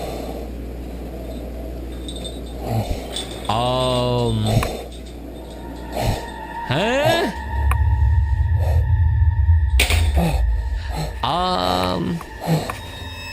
Okay, yeah, now that one is believable. Now that one's kind of like, I'm out. Yeah, I'm not staying in that house. If I saw that curl up like that, nope, I'm out. Until if what he was seeing was real. So naturally, nah. he walks over to the other curtains to do his usual technique and tries to get rid of this so-called delusion. Apparently, he wasn't just seeing the curtain moving, but a figure standing behind it.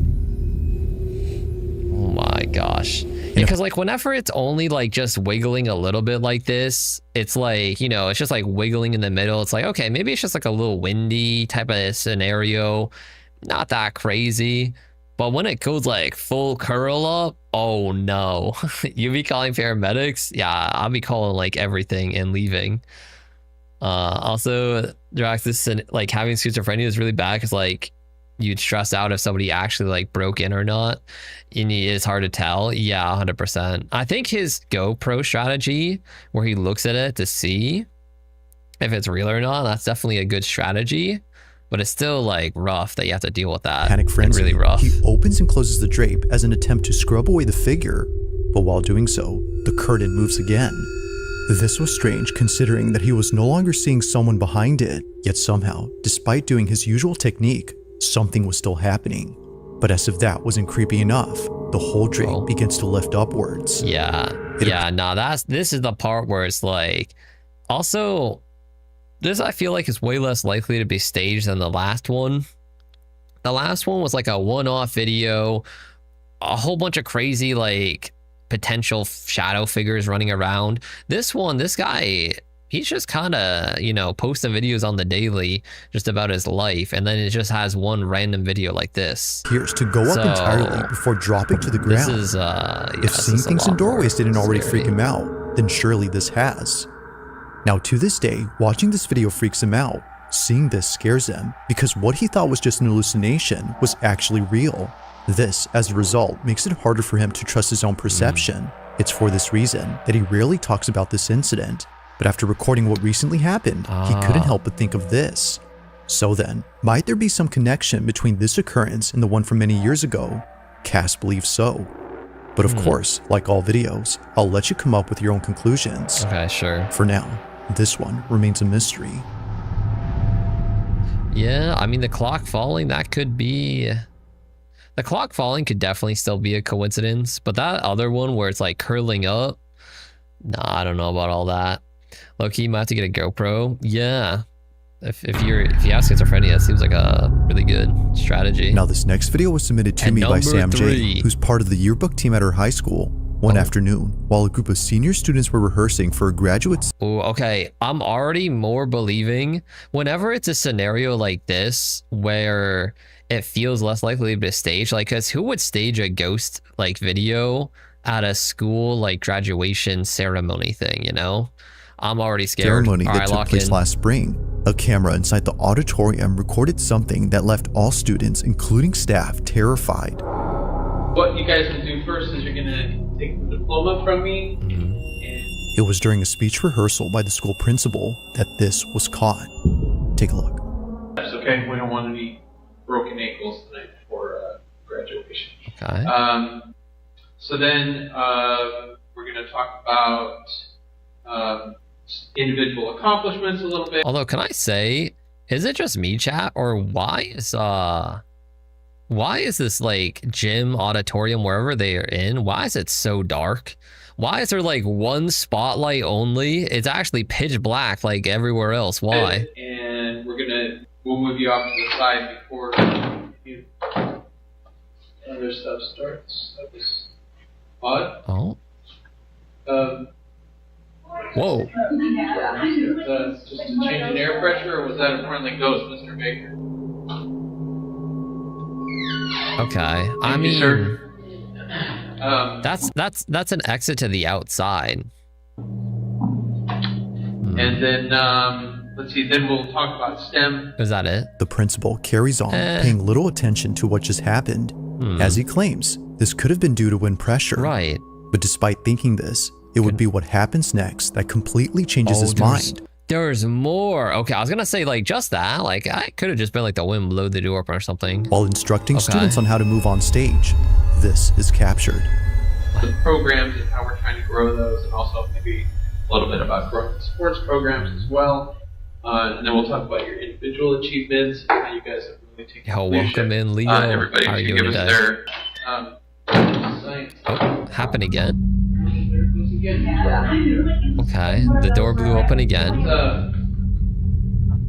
We must have an open door somewhere else in the building, blowing that open. Right, that's what I would think too. Anyway, so let's get started in just the way. Is there more, or is that it? John Anderson will do the thing, walk over. Yeah, okay, do the thing. Yup. Connors, thing, come over. Then we gotta. No, that's the right order. So Michael Thompson comes over. Okay. That right. Practicing. Cool. Emily Rodriguez. You're doing good. That's good to hear, Leo. I'm doing good today too. And whoa! Wait, that hat just flew off. Wait, slow it down? Wait, how did it fly off? Just fly away. It flew away, did we? It's at this point that the notion of this being just the wind stops making sense. Oh. A cap on one of the students flies off their head. Okay. Almost as if someone knocked it off. The hat zips across in a swift... Nah, the way that flew off, that's kind of weird. It also only affected him. And where it fell on the ground too, like in the middle of the floor. Before landing close to the exit. The same exit. The ghost snatched his wig. I mean... No one was seen opening the door. Oh gosh, even the principal, haunted? who initially thought it was nothing, couldn't make sense of this. According to Sam J., the yearbook member who sent me this clip, he was just as baffled as everyone else. Now, after this happened, they proceeded to finish up the rehearsal before leaving an hour later. The next day, Sam takes a video of the exit door and shows that they're not automatic. If they were, and this definitely would have explained the doors opening, but given that they're not, and considering the cap incident, perhaps what occurred here was caused by something unexplainable. If true, then students might not be as sad to leave the school on graduation day, given... Yo, I agree. Yo, they're extra happy they're graduating. Like, when you're graduating, like, obviously you're already like, yo, I'm out. I'm happy. See ya. Now they're like, okay, I'm leaving this ghost, like, school before it gets haunted even further. That it might be haunted. Now that's creepy. The hat made it the most creepy part for sure. Number 2. On December 27 of 2025, a strange video was posted by a veterinary hospital in Madison, Alabama, where apparently something happened that caused all employees to stop in their tracks. Oh. Okay, what happened? What occurred during this moment has left everyone spooked. Now, this video recording was kept private for 4 years until just a few weeks ago. It was only after receiving many comments asking for this footage that Renee Holt, the owner of this clinic, decided to share it, as she believes her clinic is haunted. Actual photo from dog kennels that often open on their own in the middle of the night, to office equipment being thrown around with no apparent cause. Renee and her staff have no explanation for these odd occurrences. However, there is one theory that occasionally comes up at work, and it's the belief that all this activity might be due to the dogs who passed away at this clinic. Wait, really? Whether being put down for medical reasons or naturally passing away, they were last alive at this location. Okay, yeah, but they shouldn't be, like, if they were put down and stuff or passed away naturally, it's not like they were. But despite their absence, it seems that they're still here, just not physically. You know, like one night while caring for a critically ill cat, this happens. Okay, a little cat.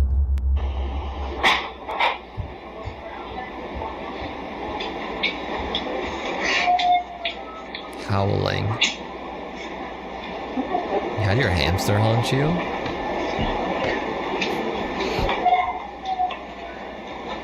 Whining sound. I mean, it sounds like one of the animals, sure.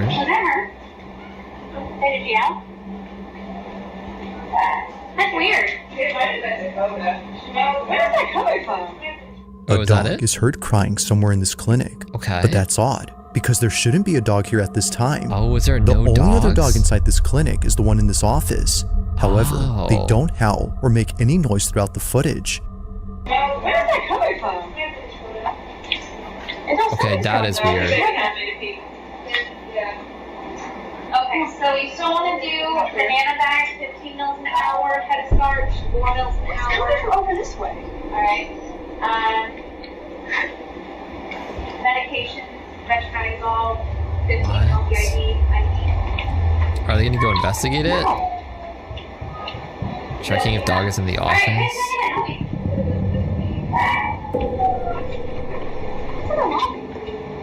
Okay. Shouldn't they go see? Yeah, is there gonna be nothing there? Do they have cameras in the lobby too? What is that? What, phantom dogs? A phantom ghost. Not the phantom dog. Dump one or throw one in the pen outside or something. I didn't hear anything. You're not hearing that. 3 of us heard it. I didn't hear it, no. You heard it, right? I heard it. It was in that room or something. Like it was like right where you're bored. We're gonna play it back. I didn't even hear anything. Can you? The whole staff searches all around for this dog, but after checking extensively, both inside and outside, they find nothing. The dog was nowhere to be found. Yet still, the cries continue as if desperately wanting to be found. But unfortunately, that never happens. With no sight or any trace of this canine, the staff can't help but wonder if what they heard had been a dog they once cared for. Could it be that what they heard was something from the other side?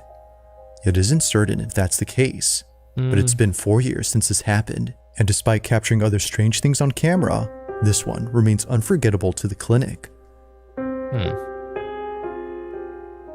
I mean, it doesn't really like make me that scared, but we're not done on yet. Camera, or if there's any ghost videos chat. you'd like me to check out and include in the next compilation, you can send them over to scaryvideos444 So far, I at will gmail.com. say the third one That is the being most said, scary. Let's get back to the video. Number 1. On the night of December 21st, 2025, car enthusiast Tad Gavin was driving down an empty access road in a business park that had closed for the night. He was looking for a spot somewhere in this vast, empty office park for the purpose of taking videos of his car and posting them on his page. No one is ever around this area past operating hours, which can seem a bit creepy, but here, he can rev his engine as loud as he wants without being berated by a neighbor. Wait, okay, but if he's revving his engine as loud as he wants, do they say there's like nobody around? I guess there's maybe just nobody around. His engine as loud as I was gonna say like maybe not his neighbors, but like neighbors would often approach Gavin just to scold him. But even after driving elsewhere to avoid problems, he continues to be approached, just not by a neighbor, but by something else. What did he say? Oh my God! According to Gavin, he was driving inside a business park located in St. Petersburg, Florida, which is close to where he see like other houses. I guess he said business park. Lives. So maybe when he nobody's caught there. sight of a tall figure heading towards his vehicle. The following is his footage from both his dash cam and interior cam. Take a look. Where is it?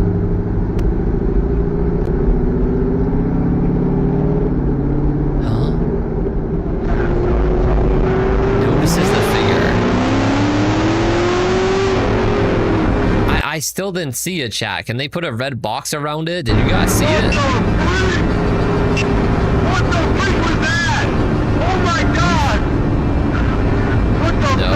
Yeah, where was it? I mean, cabin cam, yeah.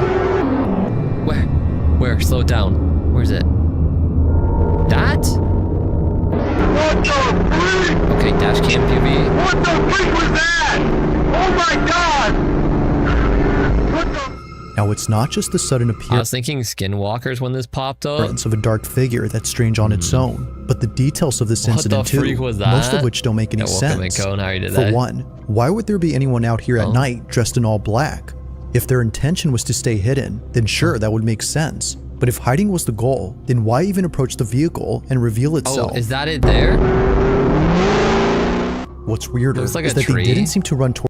Well, I guess since it is in the middle of the road, it wouldn't be a tree. Because at first I thought too, maybe it was just like the shadows with the tree.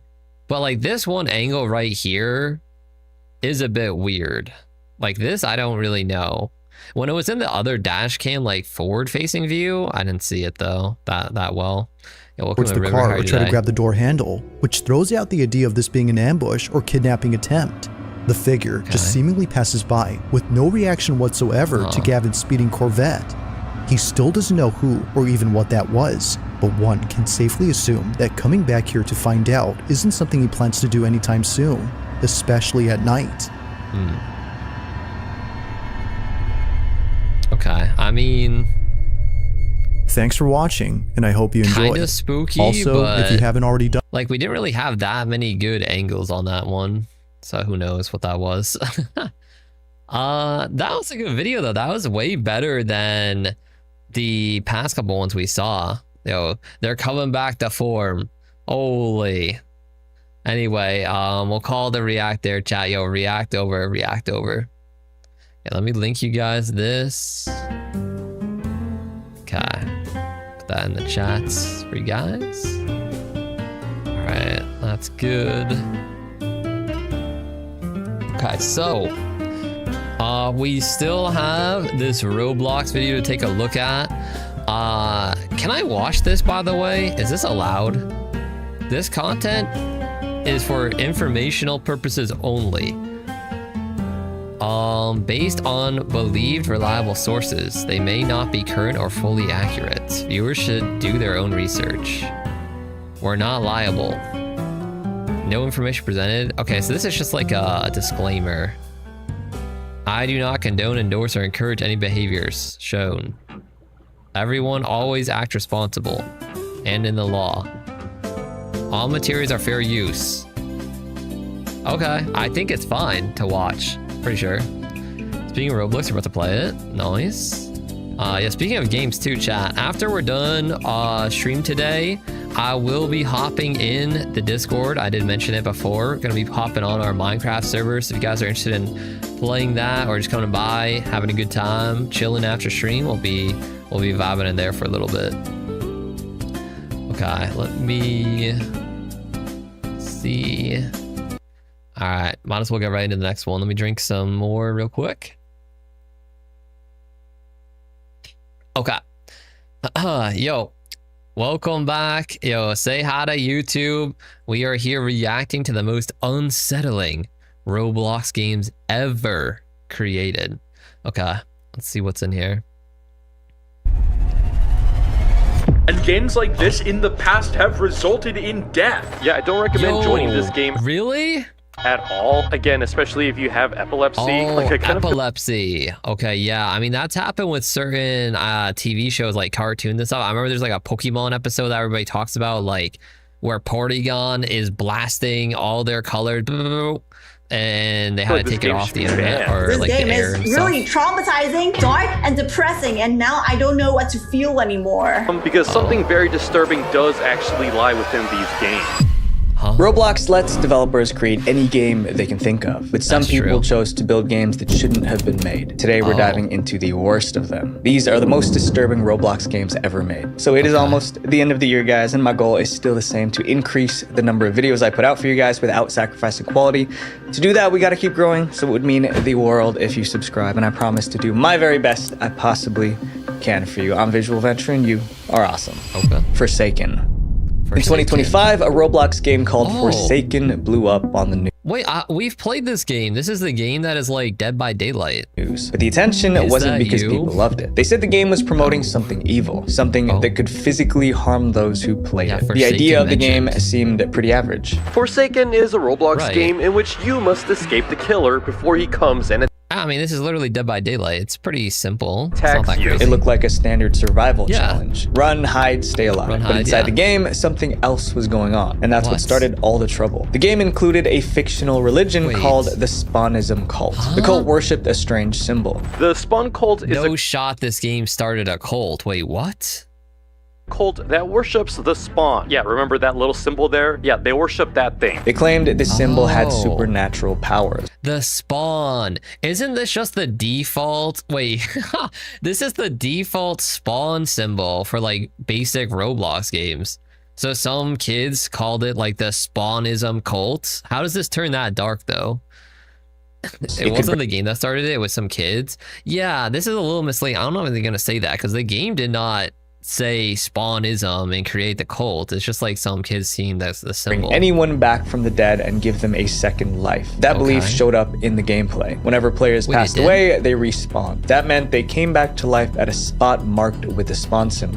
Well, that's how video games work. Like if you die at a checkpoint in Mario, like a flag, you respawn at the flag. That doesn't mean you're gonna make a cult called Flagism.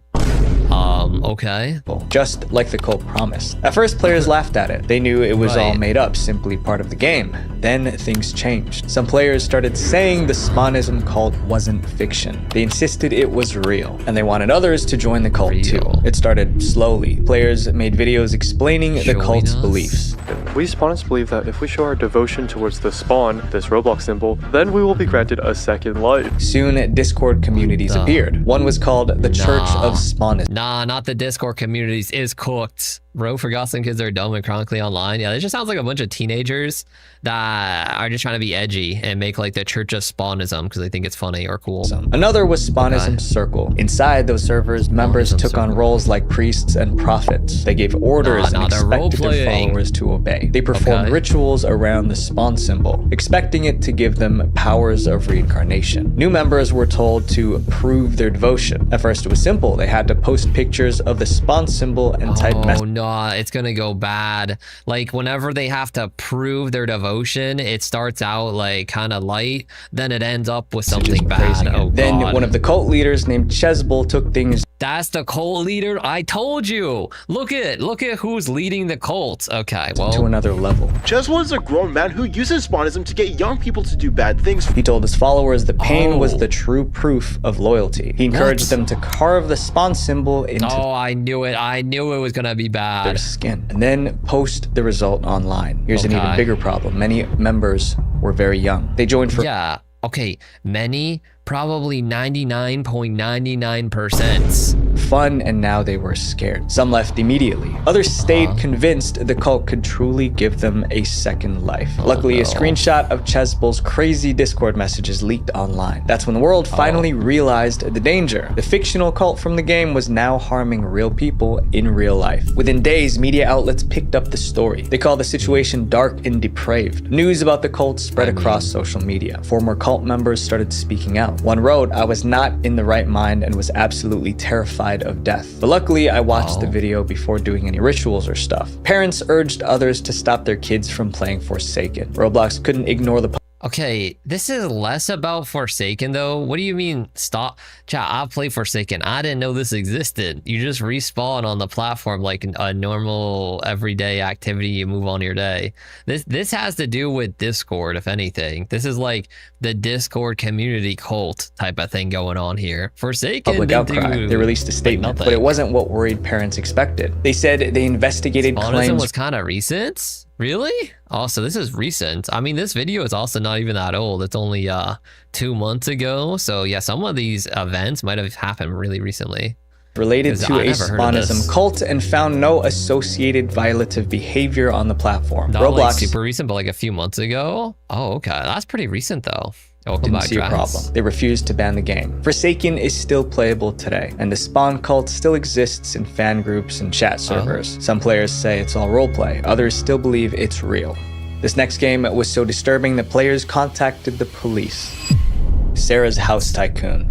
Yo, okay, now this is a game. Now we're getting into some uncharted territory in chapter 2. I've never heard of Sarah's House Tycoon. What in 2014, a construction game appeared on Roblox. It was called Sarah's House Tycoon. Initially, it looked normal until players noticed something strange. The game was filled with hidden messages. They began to piece the messages together, and they came to a chilling conclusion. Players believed the game's creator was trying to confess to a real crime. The game was created by a developer known as I Miss You Tycoon. That name alone raises questions. Who did they miss and why? The game didn't say. Okay, Instead, to be honest, is it just me, you guys, or whenever you see the name, I miss them, I miss her, I miss him, like I can only think of like Valorant e-boys and e-girls just like having this as their handle, just like I miss her, I miss him, and they're just like ultra emo mode, just playing Valorant 24/7. Like I can only think of that when I see those kind of names. Players were told to build a house for a character named... You will put that as your username? I mean, I'm not going to stop you. Sarah. This is a seemingly innocent Roblox game about building a simple house. Players added walls, installed doors, and placed furniture. It was fun. Then the game gave players a new goal. Buy Sarah a car to go with the house. Players got the car, but when they looked underneath it, they saw a dark figure hiding there. Look under the car. Please wait. Can I like actually... What the hell is that? Is that a person?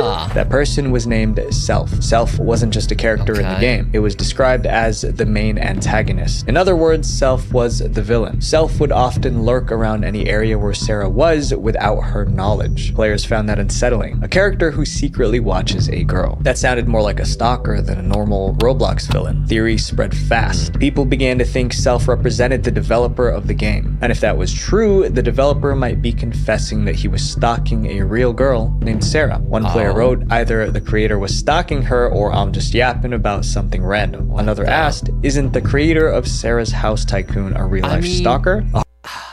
Would this be a real-life stalker, though? Sometimes people make games, like, think about all the people that make games just as, like, a creative expression. I mean, maybe it is an actual stalker, in which case that's really terrible. But maybe it's just some guy that just is trying to make like a creepy game to like creep people out. Also, Cone, I see your message. I Miss You Tycoons is associated with X, Mr. Shooting Stars X.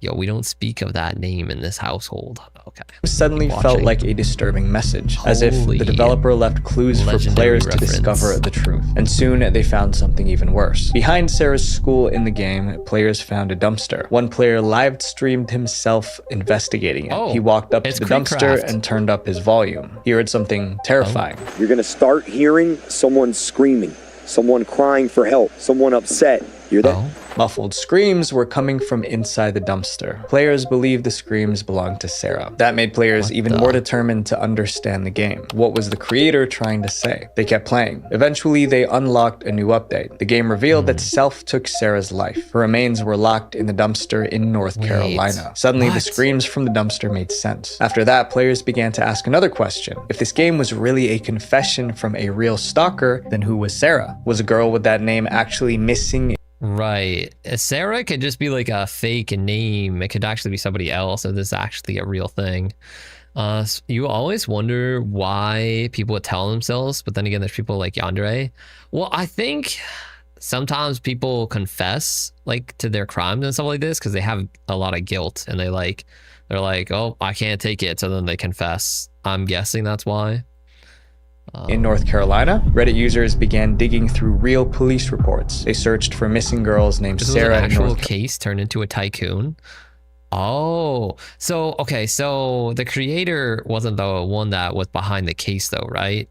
But they just took a real life case and they made it into a Roblox game to make it like creepy. Is that what happened? Carolina. They found one case that matched the clues in the game. Yandere Dev? Her name was Yandere Dev is an odd one, chat. Like we're kind of going off topic here, but that's okay. Like Yandere Dev, I've seen some stuff from them. They made Yandere Simulator, which is that like odd anime girl game where you play as an anime girl and you're like stalking your crush and then you kill the other anime girls to get your crush or something like that. I forget.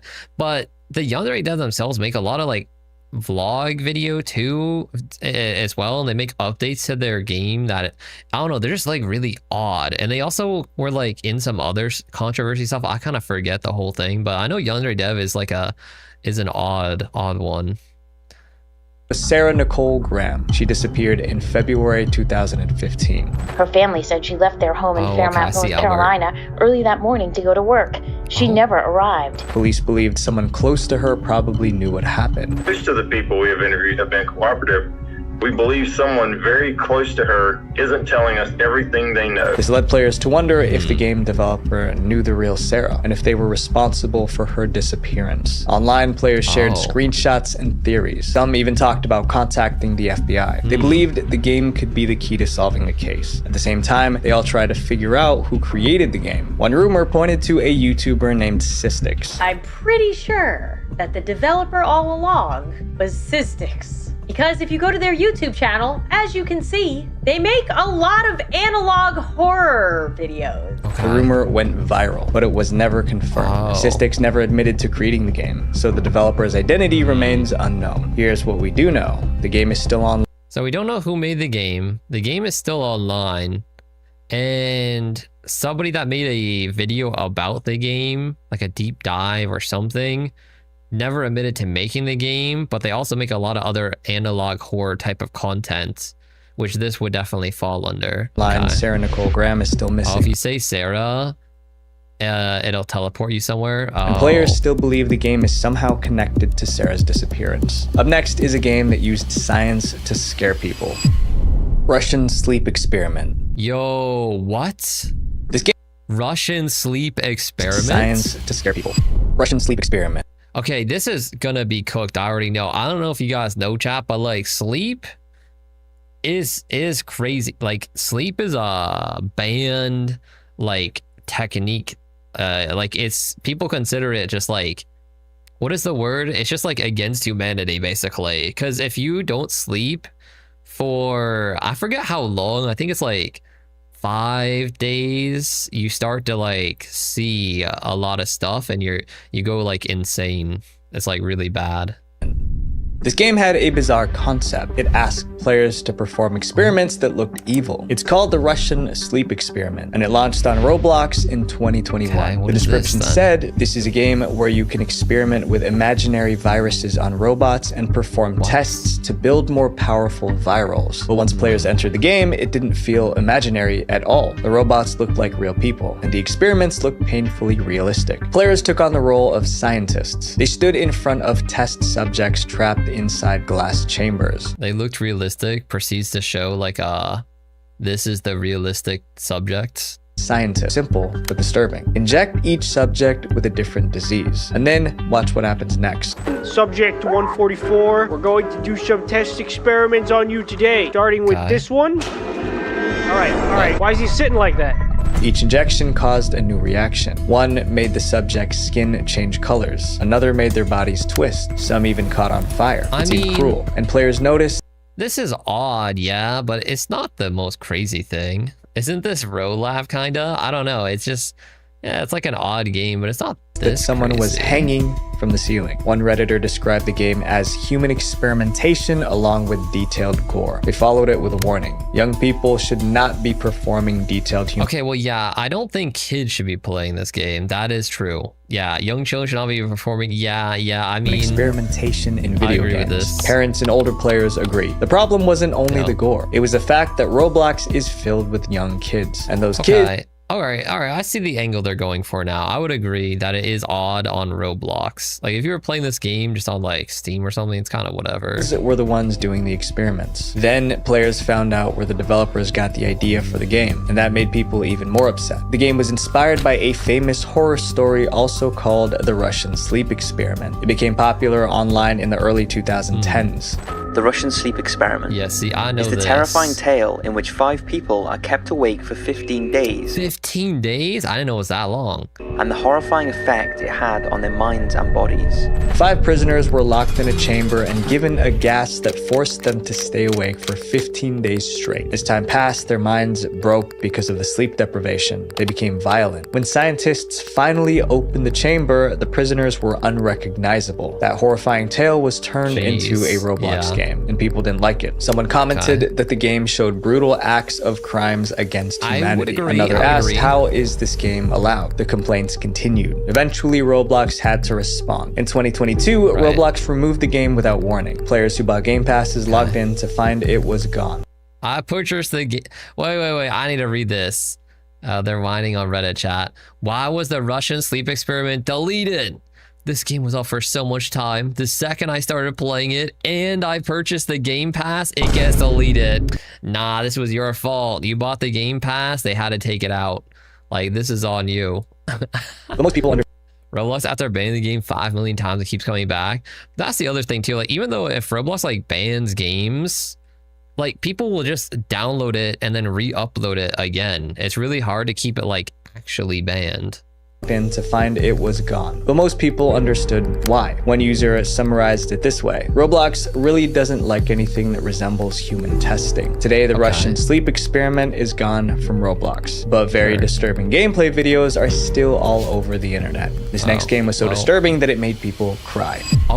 Steal a brain rot. Nah, no shot. Wait, now I'm fully locked in. How is how is chapter 4 Steal a Brain Rot? I've played Steal a Brain Rot. How is that in this video? Wait, what's going to happen? Also, wait, who just followed? Yo, Pose Clapper. What a name. Yo, welcome into the banner. Thank you for following the stream, Clapper. I really appreciate that. Welcome in. Okay, what goes on here in Steal a Brain Rot? In 2024, It's a so Roblox peak. game made kids cry so loudly their parents thought they were physically hurt. The game was called Steal a Brain Rot. Players had one goal: collect digital characters called brain rots. In this game, you basically come to the center here, take a brain rot, like this guy, and you'll walk to your base. Brain rots were the most valuable thing in the game, but there was one unique rule. Other players could steal them if you weren't careful. The biggest twist about this whole game is that you could steal each other's brain rots. The rule caused chaos in the real world. Kids had meltdowns over stolen brain. I've seen the clips. I've seen the meltdowns. Brain rots. It was such a big deal that one mother wrote a blog post about it. Is stealing a brain rot destroying my child? All right. Listen. Okay, I need to address this. Like, if you're a parent and you have to go to Reddit to ask this, is this even Reddit? I don't even know what forum they're on right now. If you have to go to a forum and ask a question, is stealing brain rot destroying my child? I think in some level you have failed as a parent. I think you need to reevaluate yourself, you know, reconsider the values of life, and just uninstall Roblox off of your kid's computer then at that point.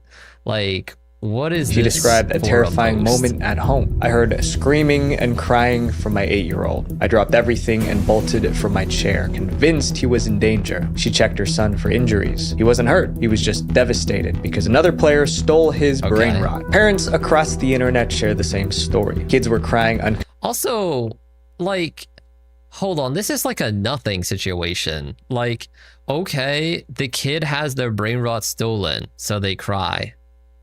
They're okay. Like, they're gonna be okay. They're gonna, you know, they're gonna survive. Stole his brain All the rot. parents know is crying in pain. Yeah, and like, that's the thing. Like, kids will cry and go through some pain. Like, we all like go through some pain and all cry at some points. So it's like, it's not the end of the world. Maybe there's more, otherwise Lamau. Yeah, maybe there's something deeper here. Let's keep watching. Across the internet share the same story. Kids were crying uncontrollably because of in-game theft. Steal a Brain Rot wasn't just the game anymore. It was affecting real emotions and real behavior, and things were about to get worse. As kids played more, they found new ways to steal brain rots. Some resorted to manipulation. Here's how it worked. Older players befriended younger ones. They invited them to a private server. They promised not. All right, but this has been going on. Okay, nah. I need to address this. This has been going on for as long as gaming has existed, and even before gaming existed. Like, this has been going on forever, chat. This is literally just called scamming. Like, and this is a valuable lesson, okay? Thankfully, honestly, this is a good thing, okay? And hear me out why it's a good thing it's happening in Steal a Brain Rot. Because these kids will learn, oh, maybe it's not so good to trust this random stranger because now they betrayed me and yoinked my brain rots. Perhaps I shouldn't have blindly trusted this random person. Instead of, like, in the future, they never had this experience, and then it's like, oh, they trust a random stranger, GG, all of their, like, bank account and money, like, cooked, you know? So they're kind of, like, learning a life lesson. Now, I don't think you should be the one teaching that life lesson. You shouldn't be scamming them. But this has been going on for, like, ever. This is not, like, just a Steal a Brain Rot thing. Little 5-year-old Billy is not gonna understand, gang. I think to some level they will. Also, like, it depends. Like, maybe not 5, but what about at like 8, 10? Like, at some point, I mean, it's not like a you know, full thing. To steal their brain rot, but once trust was built. Kids cry and get mad over anything. Yeah, like, you could take this same scenario. Like, they're crying about Steal a Brain Rot, but isn't it like at the playground, chat? Like, crazy concept, right? Like, imagine going outside and touching grass, but like, imagine like their kid at the playground has their ball, like, that they were playing with, like, taken. Then they're gonna cry, like, cause they just got it stolen. Like, instead of the brain rot getting stolen, they had their real life ball getting stolen. And honestly, that's even more messed up because they, like, that ball, they spent real money to, like, get that ball, as opposed to, like, this is just like a brain rot, like, little free to play game. The trap was set. They stole everything the younger Drax BRB on your way to teach some Facebook boomers a valuable financial lesson. Okay, well, it's still illegal to commit monetary theft and crime. I would not advise that. You know, stealing a brain rot in a video game is definitely a lot different of a scale. It felt like betrayal by someone you considered a friend. One parent explained why it hurt so much. She said the point of this game is to steal items, but it's also done in a mean way. My son losing friendships over a video game.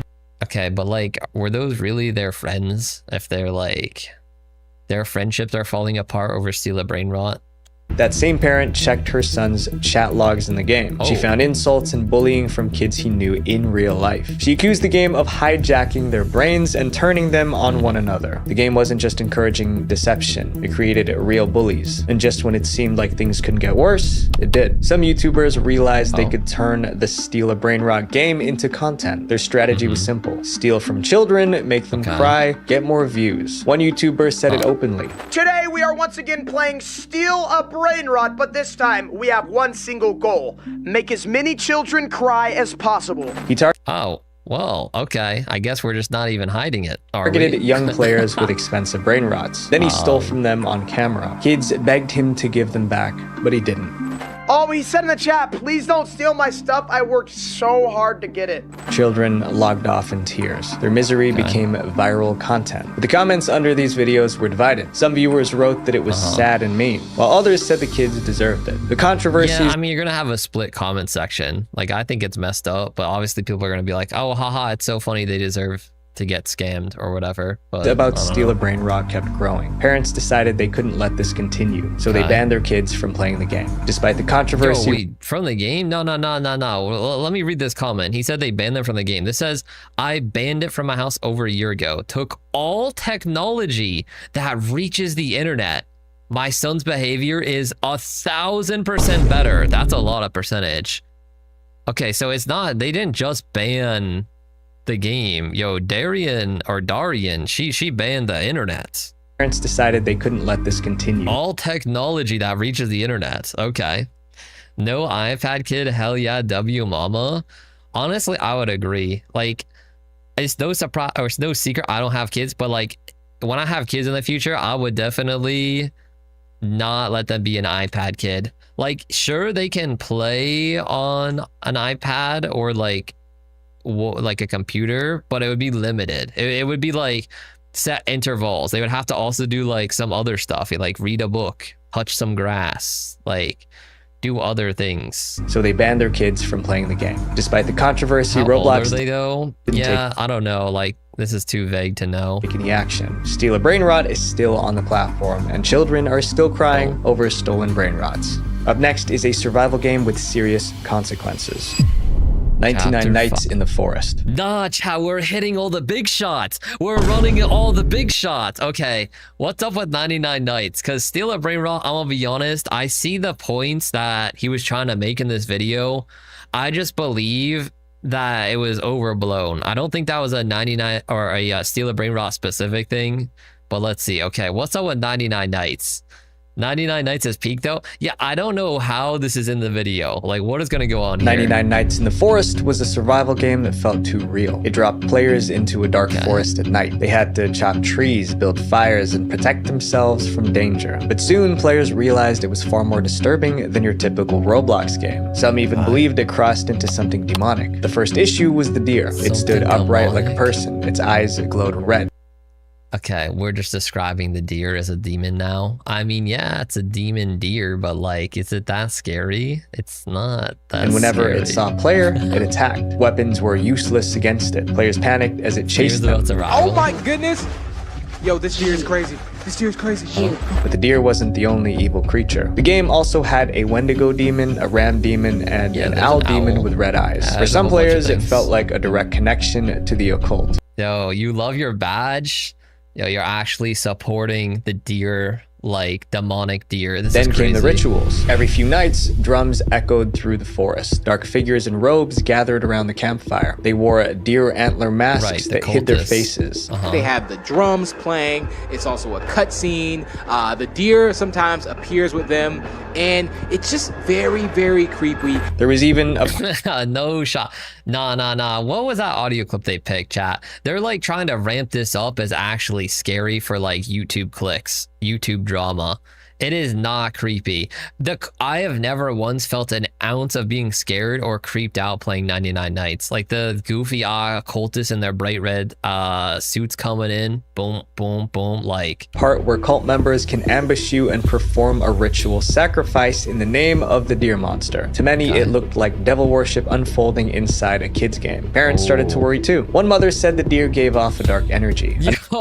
Yo. Okay, this is a bit of a stretch, chat. The 99 started to worry too. One mother said is not looking like whatever this is. Now this is actually demonic right here. The deer gave off a dark energy. Another parent noticed their child acting strangely after playing. And then people learned the worst part. This evil game was based on a true story. Right before the game loads, a message flashes on screen. When you join 99 Nights in the Forest, it says it in red that this game is based on a true story, but some details have been changed. Players Okay, but isn't this, you guys, tell me if I'm wrong here, but I swear we've watched horror videos and all this kind of stuff where it always goes, this is based on a real story, blah, blah, blah. And it turns out it's actually fully fabricated based off of nothing. They literally just put this in here because it's not against the law and they just want to make it like extra scary. I think it's literally just to try and make it extra scary. It doesn't actually have to be based on a true story. Like they could just say it's based on a true story just for the fun of it.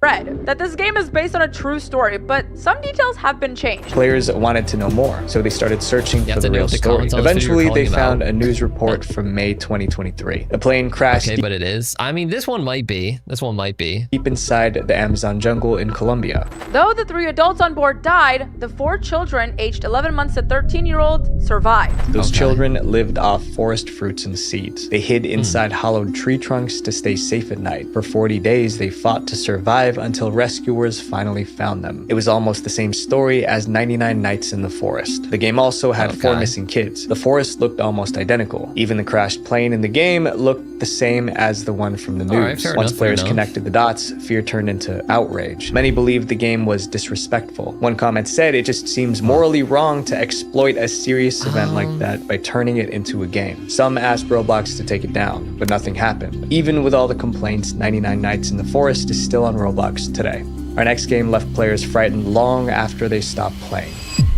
The Mimic. The Mimic is... I've played the Mimic. I mean, this one's actually a little scary, but it's not that scary. I wonder what's like up with this one. Also, yeah, the 99 Nights, again, it's another one that I don't really feel makes sense to be like that outraged by. It's kind of like... It's clearly just like a little spooky survival game, and it's not even like scary at all.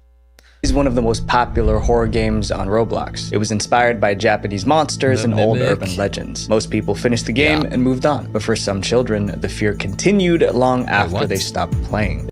I mean, but for kids, I guess this all just is like looking through the eyes of like a kid, because all these games, like, you play it, you're not getting that scared. You just move on. Keyword children. Yeah, like, I don't know. I feel like they claim this video is supposed to be most unsettling Roblox games ever created, but this is like most unsettling if you're 6 years old. Like, how is Steal the Brain Rot and 99 Nights unsettling? It's not. Followed them into real life. The game starts with a simple mission. Find a missing person inside an abandoned school. Parents are setting parental controls if they get terror. I didn't even think about that, by the way, Spooky. Yeah, so all these games, chat, you have to, on Roblox, set a certain moderation level on the game as like, you know, like extreme, moderate, like very safe, whatever. Like there's different moderation levels. So these parents are not setting up the parental controls to be like only let them play the really safe games, because definitely the Mimic is not marked as like very safe. It definitely is marked at some level higher because it has like jump scares and scary stuff. We are going to our old school and we're gonna try and find our missing friend. But the moment players step inside, they meet a terrifying creature named Hiachi. She looks like a young girl, but she's cursed. Her only purpose is to haunt anyone who enters the school. To survive, players must find a key and escape before Hiachi catches. On a side note, the Mimic, it's actually a pretty fun game. Certain parts are really frustrating though. I remember this one scene right here.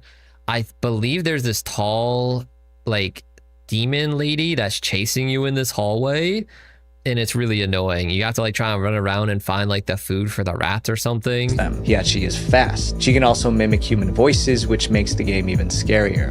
Lady? Wait, is it mimicking? It's mimicking something. It's mimicking something. Who's this? Oh god, oh god, oh god, oh god. Players began posting reaction videos. You could see how terrified they were. Those clips went viral. But when parents saw the reactions, they felt Hiachi was too disturbing for a game. In August 2022, a mother posted this warning on Facebook. She wrote, Roblox has a new game called The Mimic. It is completely diabolical to my... Also, are these all just Facebook posts? To my parents on Facebook, beware. Eyes as an adult. She said the game felt dangerous. Wait, completely diabolical? It is completely diabolical to my eyes as an adult. She said the game felt dangerous. She even called it evil. Another parent shared something more alarming. Her daughter became so frightened of Hiachi that now when she closes her eyes, she sees the creature. The child believed Hiachi followed her everywhere she goes. These warnings spread fast. Screenshots appeared in parenting groups all over social media. The fear became a digital wildfire. But even after parents begged Roblox to step in, the Mimic was never removed, and millions still play it today. This next game was banned by a country. Piggy. Piggy. I've played this too. Wait, this is banned in a country? Chat, what country banned this? Also, these are all the most... Okay, aside from the Mimic is actually pretty, like, well made. Has a few good jump scares. But, like, 99 Nights, Piggy, none of these are that scary. Like, we're really gonna say this is one of the most unsettling games. Just a little pig chasing you around with a bat. Okay, now this is getting to a stretch. They could have stopped at the spawn as a thing. I will say this video started off so strong with the spawnism one where, yeah, that was actually kind of like unsettling. And while it wasn't directly tied to the game, it was more like a Discord thing and like a separate cult thing that came from it. It was still unsettling. But then, like, also, I guess the house one was okay too. Like, this one was unsettling for sure. And then we just got right into like, oh, I guess the Russian one too. Okay, the first three were really unsettling. Then we just got into Steal a Brain Rot. It's been downhill. Well, we'll finish out the video. Is this because there was cannibalism in the piggy game? Oh, is there like another piggy that like eats a piggy or something? I don't know. Let's see. Launched in 2020. To win, players had to solve puzzles while running from a terrifying villain shaped like a pig. Uh-oh, guys, it's Piggy. Look at him slowly stuttering towards me. Oh, this is just upsetting. But as the story progressed, the tone got darker. Characters got infected. Some turned into monsters. Friends betrayed each other. But that wasn't why people complained. What really bothered people was how much the characters looked like Peppa Pig. Take a look at these guys right here. These are literally Peppa Pig characters, and that's dangerous. Peppa Pig is one of the most trusted shows for young children. Parents didn't want their kids seeing a familiar, friendly character transformed into a murderer. They were also worried because Piggy wasn't some niche game. It was one of the biggest games on Roblox with over 13 billion visits. It was even rated ages 5+, but that rating didn't match the disturbing content. Parents started campaigning against the game. There is a version in Roblox called Piggy. Check this out. Check this out. This is so demonic. One viral tweet. It's so demonic. It's a pig that chases you around with a bat. What are we saying? This is like actual just like boomer rage bait or something. I don't even know what to call it at this point. These parents high-key PMO? Yeah, like I don't even know what we're saying at this point. This last video, this must be to just like farm. This is like the Facebook meta though, right? Isn't Facebook just full of like older people at this point, so it's like they just farm this, like, yo, parents, check it out, this is demonic, and everybody's like, yo, I'm sharing this with all my homies. Like, is that what's going on? This must just be like the meta. Claimed the game was conditioning. How are we calling Piggy demonic? Kids to be okay with violence. Kids reported having nightmares after playing Piggy. A therapist also said she was dealing with children affected by the game. Some were refusing to sleep alone. Others would not leave their mothers. Okay, but like, okay, but hear me out. When I was a kid, chat, I walked into the living room and my dad had up a scary movie. He had up Chucky. Like, you guys know the Chucky scary doll movie. And I was like, yo, can I watch this? He's like, yeah, if you want. It's scary, though. And then I watched it, and I actually had nightmares for, like, a week. And I was like, so scared of dolls because of that. So this is no different than that. And, like, Chucky's a lot scarier than Piggy. So, I don't know. Also, this is how you get popular on Facebook. I think that's how you get popular on Facebook. Yeah, you just be like, yo, this game is demonic. Don't let your kids click it. It must be. Little Susie, isn't that a character from Peppa Pig? I think so. Side because they feared a video game monster would attack them. Complaints spread across Twitter. Yeah, like, I feel like they would get over it, though. Like, if you're having nightmares of Piggy, I feel like that would last, like, 2 days. A week, tops. And then you would, like, grow up. Because you're like 6. And Reddit. Then things escalated. In Turkey, a news report claimed Piggy was a bad influence for children and that kids should stop playing it. Turkish parents... I mean, I'm fine with this being like, just don't have your kids play these horror games. That's fine. I just don't think this qualifies under the most unsettling Roblox games. Because, like, we started out this video so strong with things that actually... kind of was coming at it from like everybody's perspective as this is unsettling. This is like talking about a real life confession of some kind of murder or something. And like the Russian sleep experiment, like, okay, this is actually kind of unsettling, like these games. Now it's just like... took the warning seriously. Just like they demanded action. In August 2024, the Turkish government responded. But they didn't only ban Piggy. They banned all of Roblox. It turns out... Oh...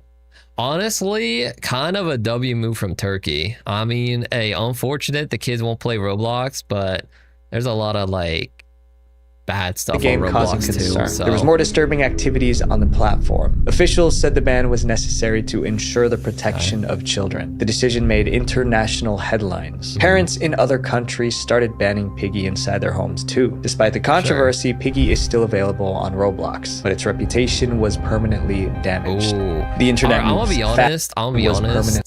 I think this is less to do with the reputation of it being like scary and more so Piggy is kind of just an ass game. I'm gonna be honest. I've played it. It's not that good. It's pretty boring and it's just not a good game. So like, is this because it's scary or is this because it's just a bad game? I'm leaning towards it's just because it's a bad game. Because with the other one, 99 Nights, that was also like scary and steal a brain rot. They're still really rated highly because a lot of people still enjoy them. Okay, what do we have left? Reputation was permanently damaged. The internet moves fast and so do the games on it. Today, platforms like Roblox let millions of kids play without enough oversight. My friends, it's up to us to protect the next generation, not by banning everything, but by guiding these kids to make smarter choices. Okay. Visual Venture. Is that his whole channel? Visual Venture.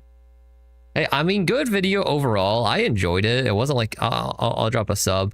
It wasn't a boring video by any means. It gave us a lot to yap about. I think around the 10-minute mark here after the Russian one, yeah, right here, right when we're going into steal a brain rot, this is when we probably should have like wrapped the video up. 10-minute video.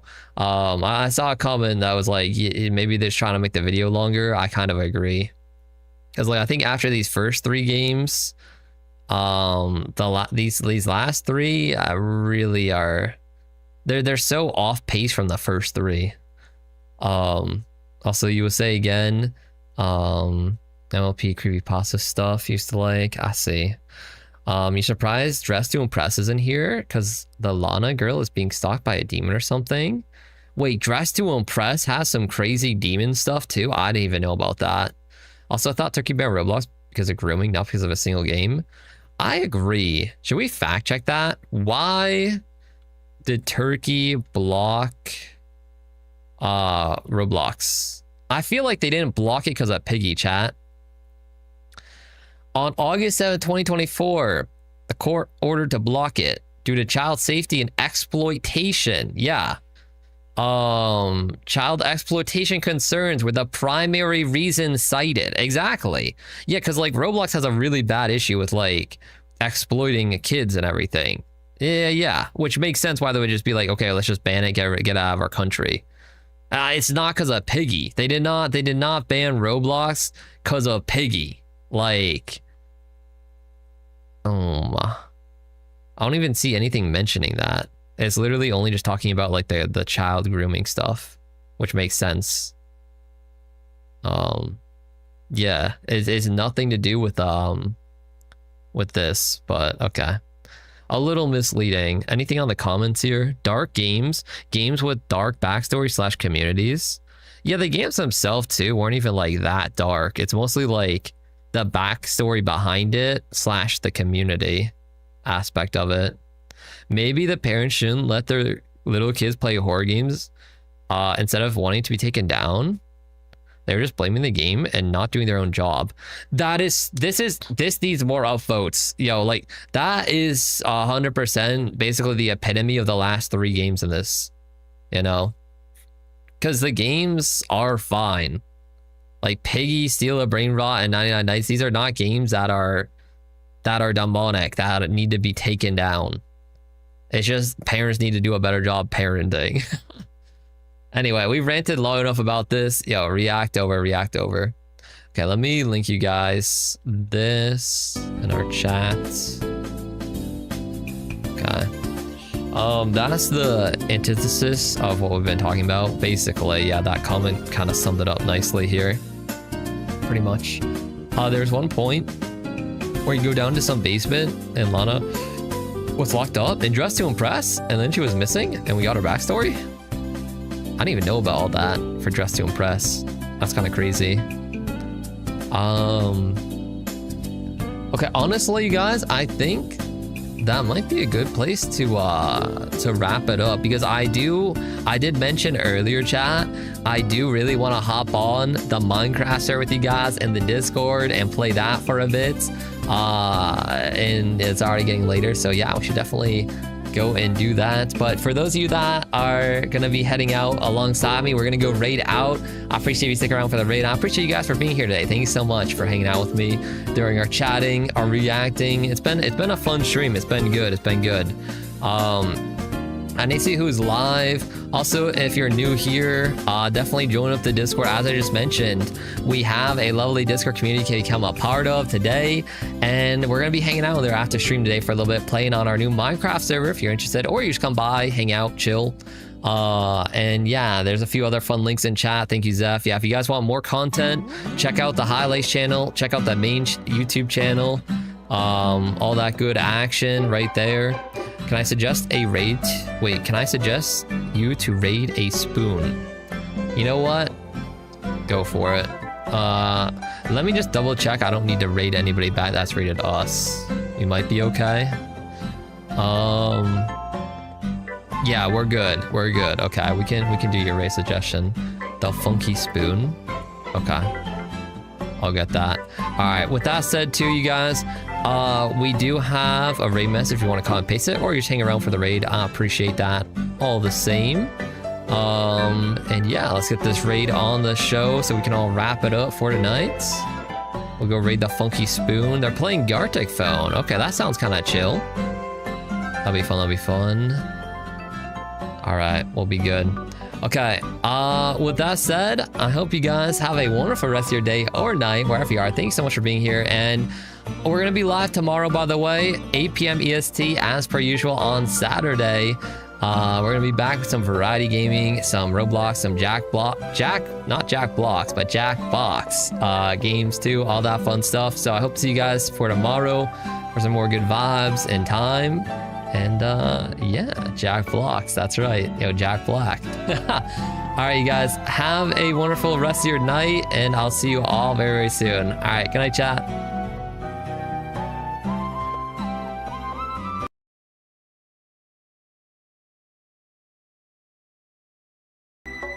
That's the wrong scene. Good night, chat.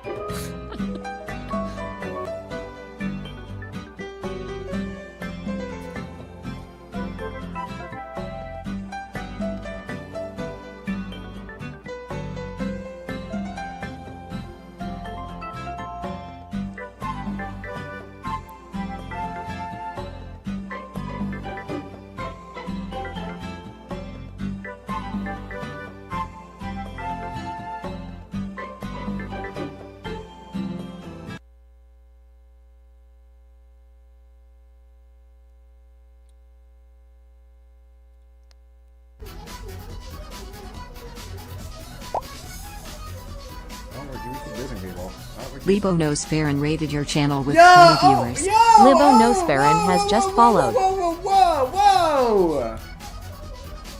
Oh my god, they were the raid! Oh my god! Oh my god, sorry, I'm all over the place. Albert, what's this you're doing? Oh yeah, thank you for shouting them out. Oh my god. Also, did I see Mpreg?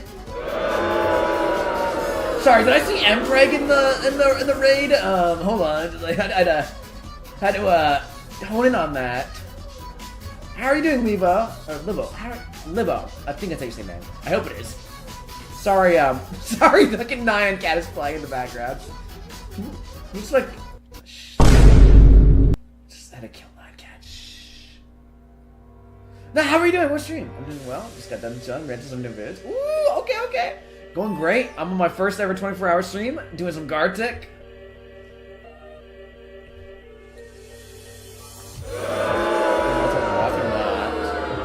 Would you be interested in joining for some Gartic? We have, you know, the lobby can fit as many as you guys want to join.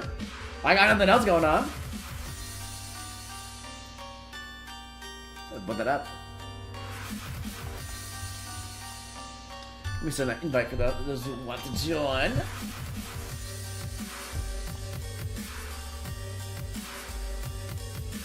Yeah, of course. Very nice. Wishing you luck. They death draining? Yeah. It's my first ever. I'm feeling confident though. I'm going strong. 8 hours in, about to be 9. I'm feeling at the top of the world, honestly.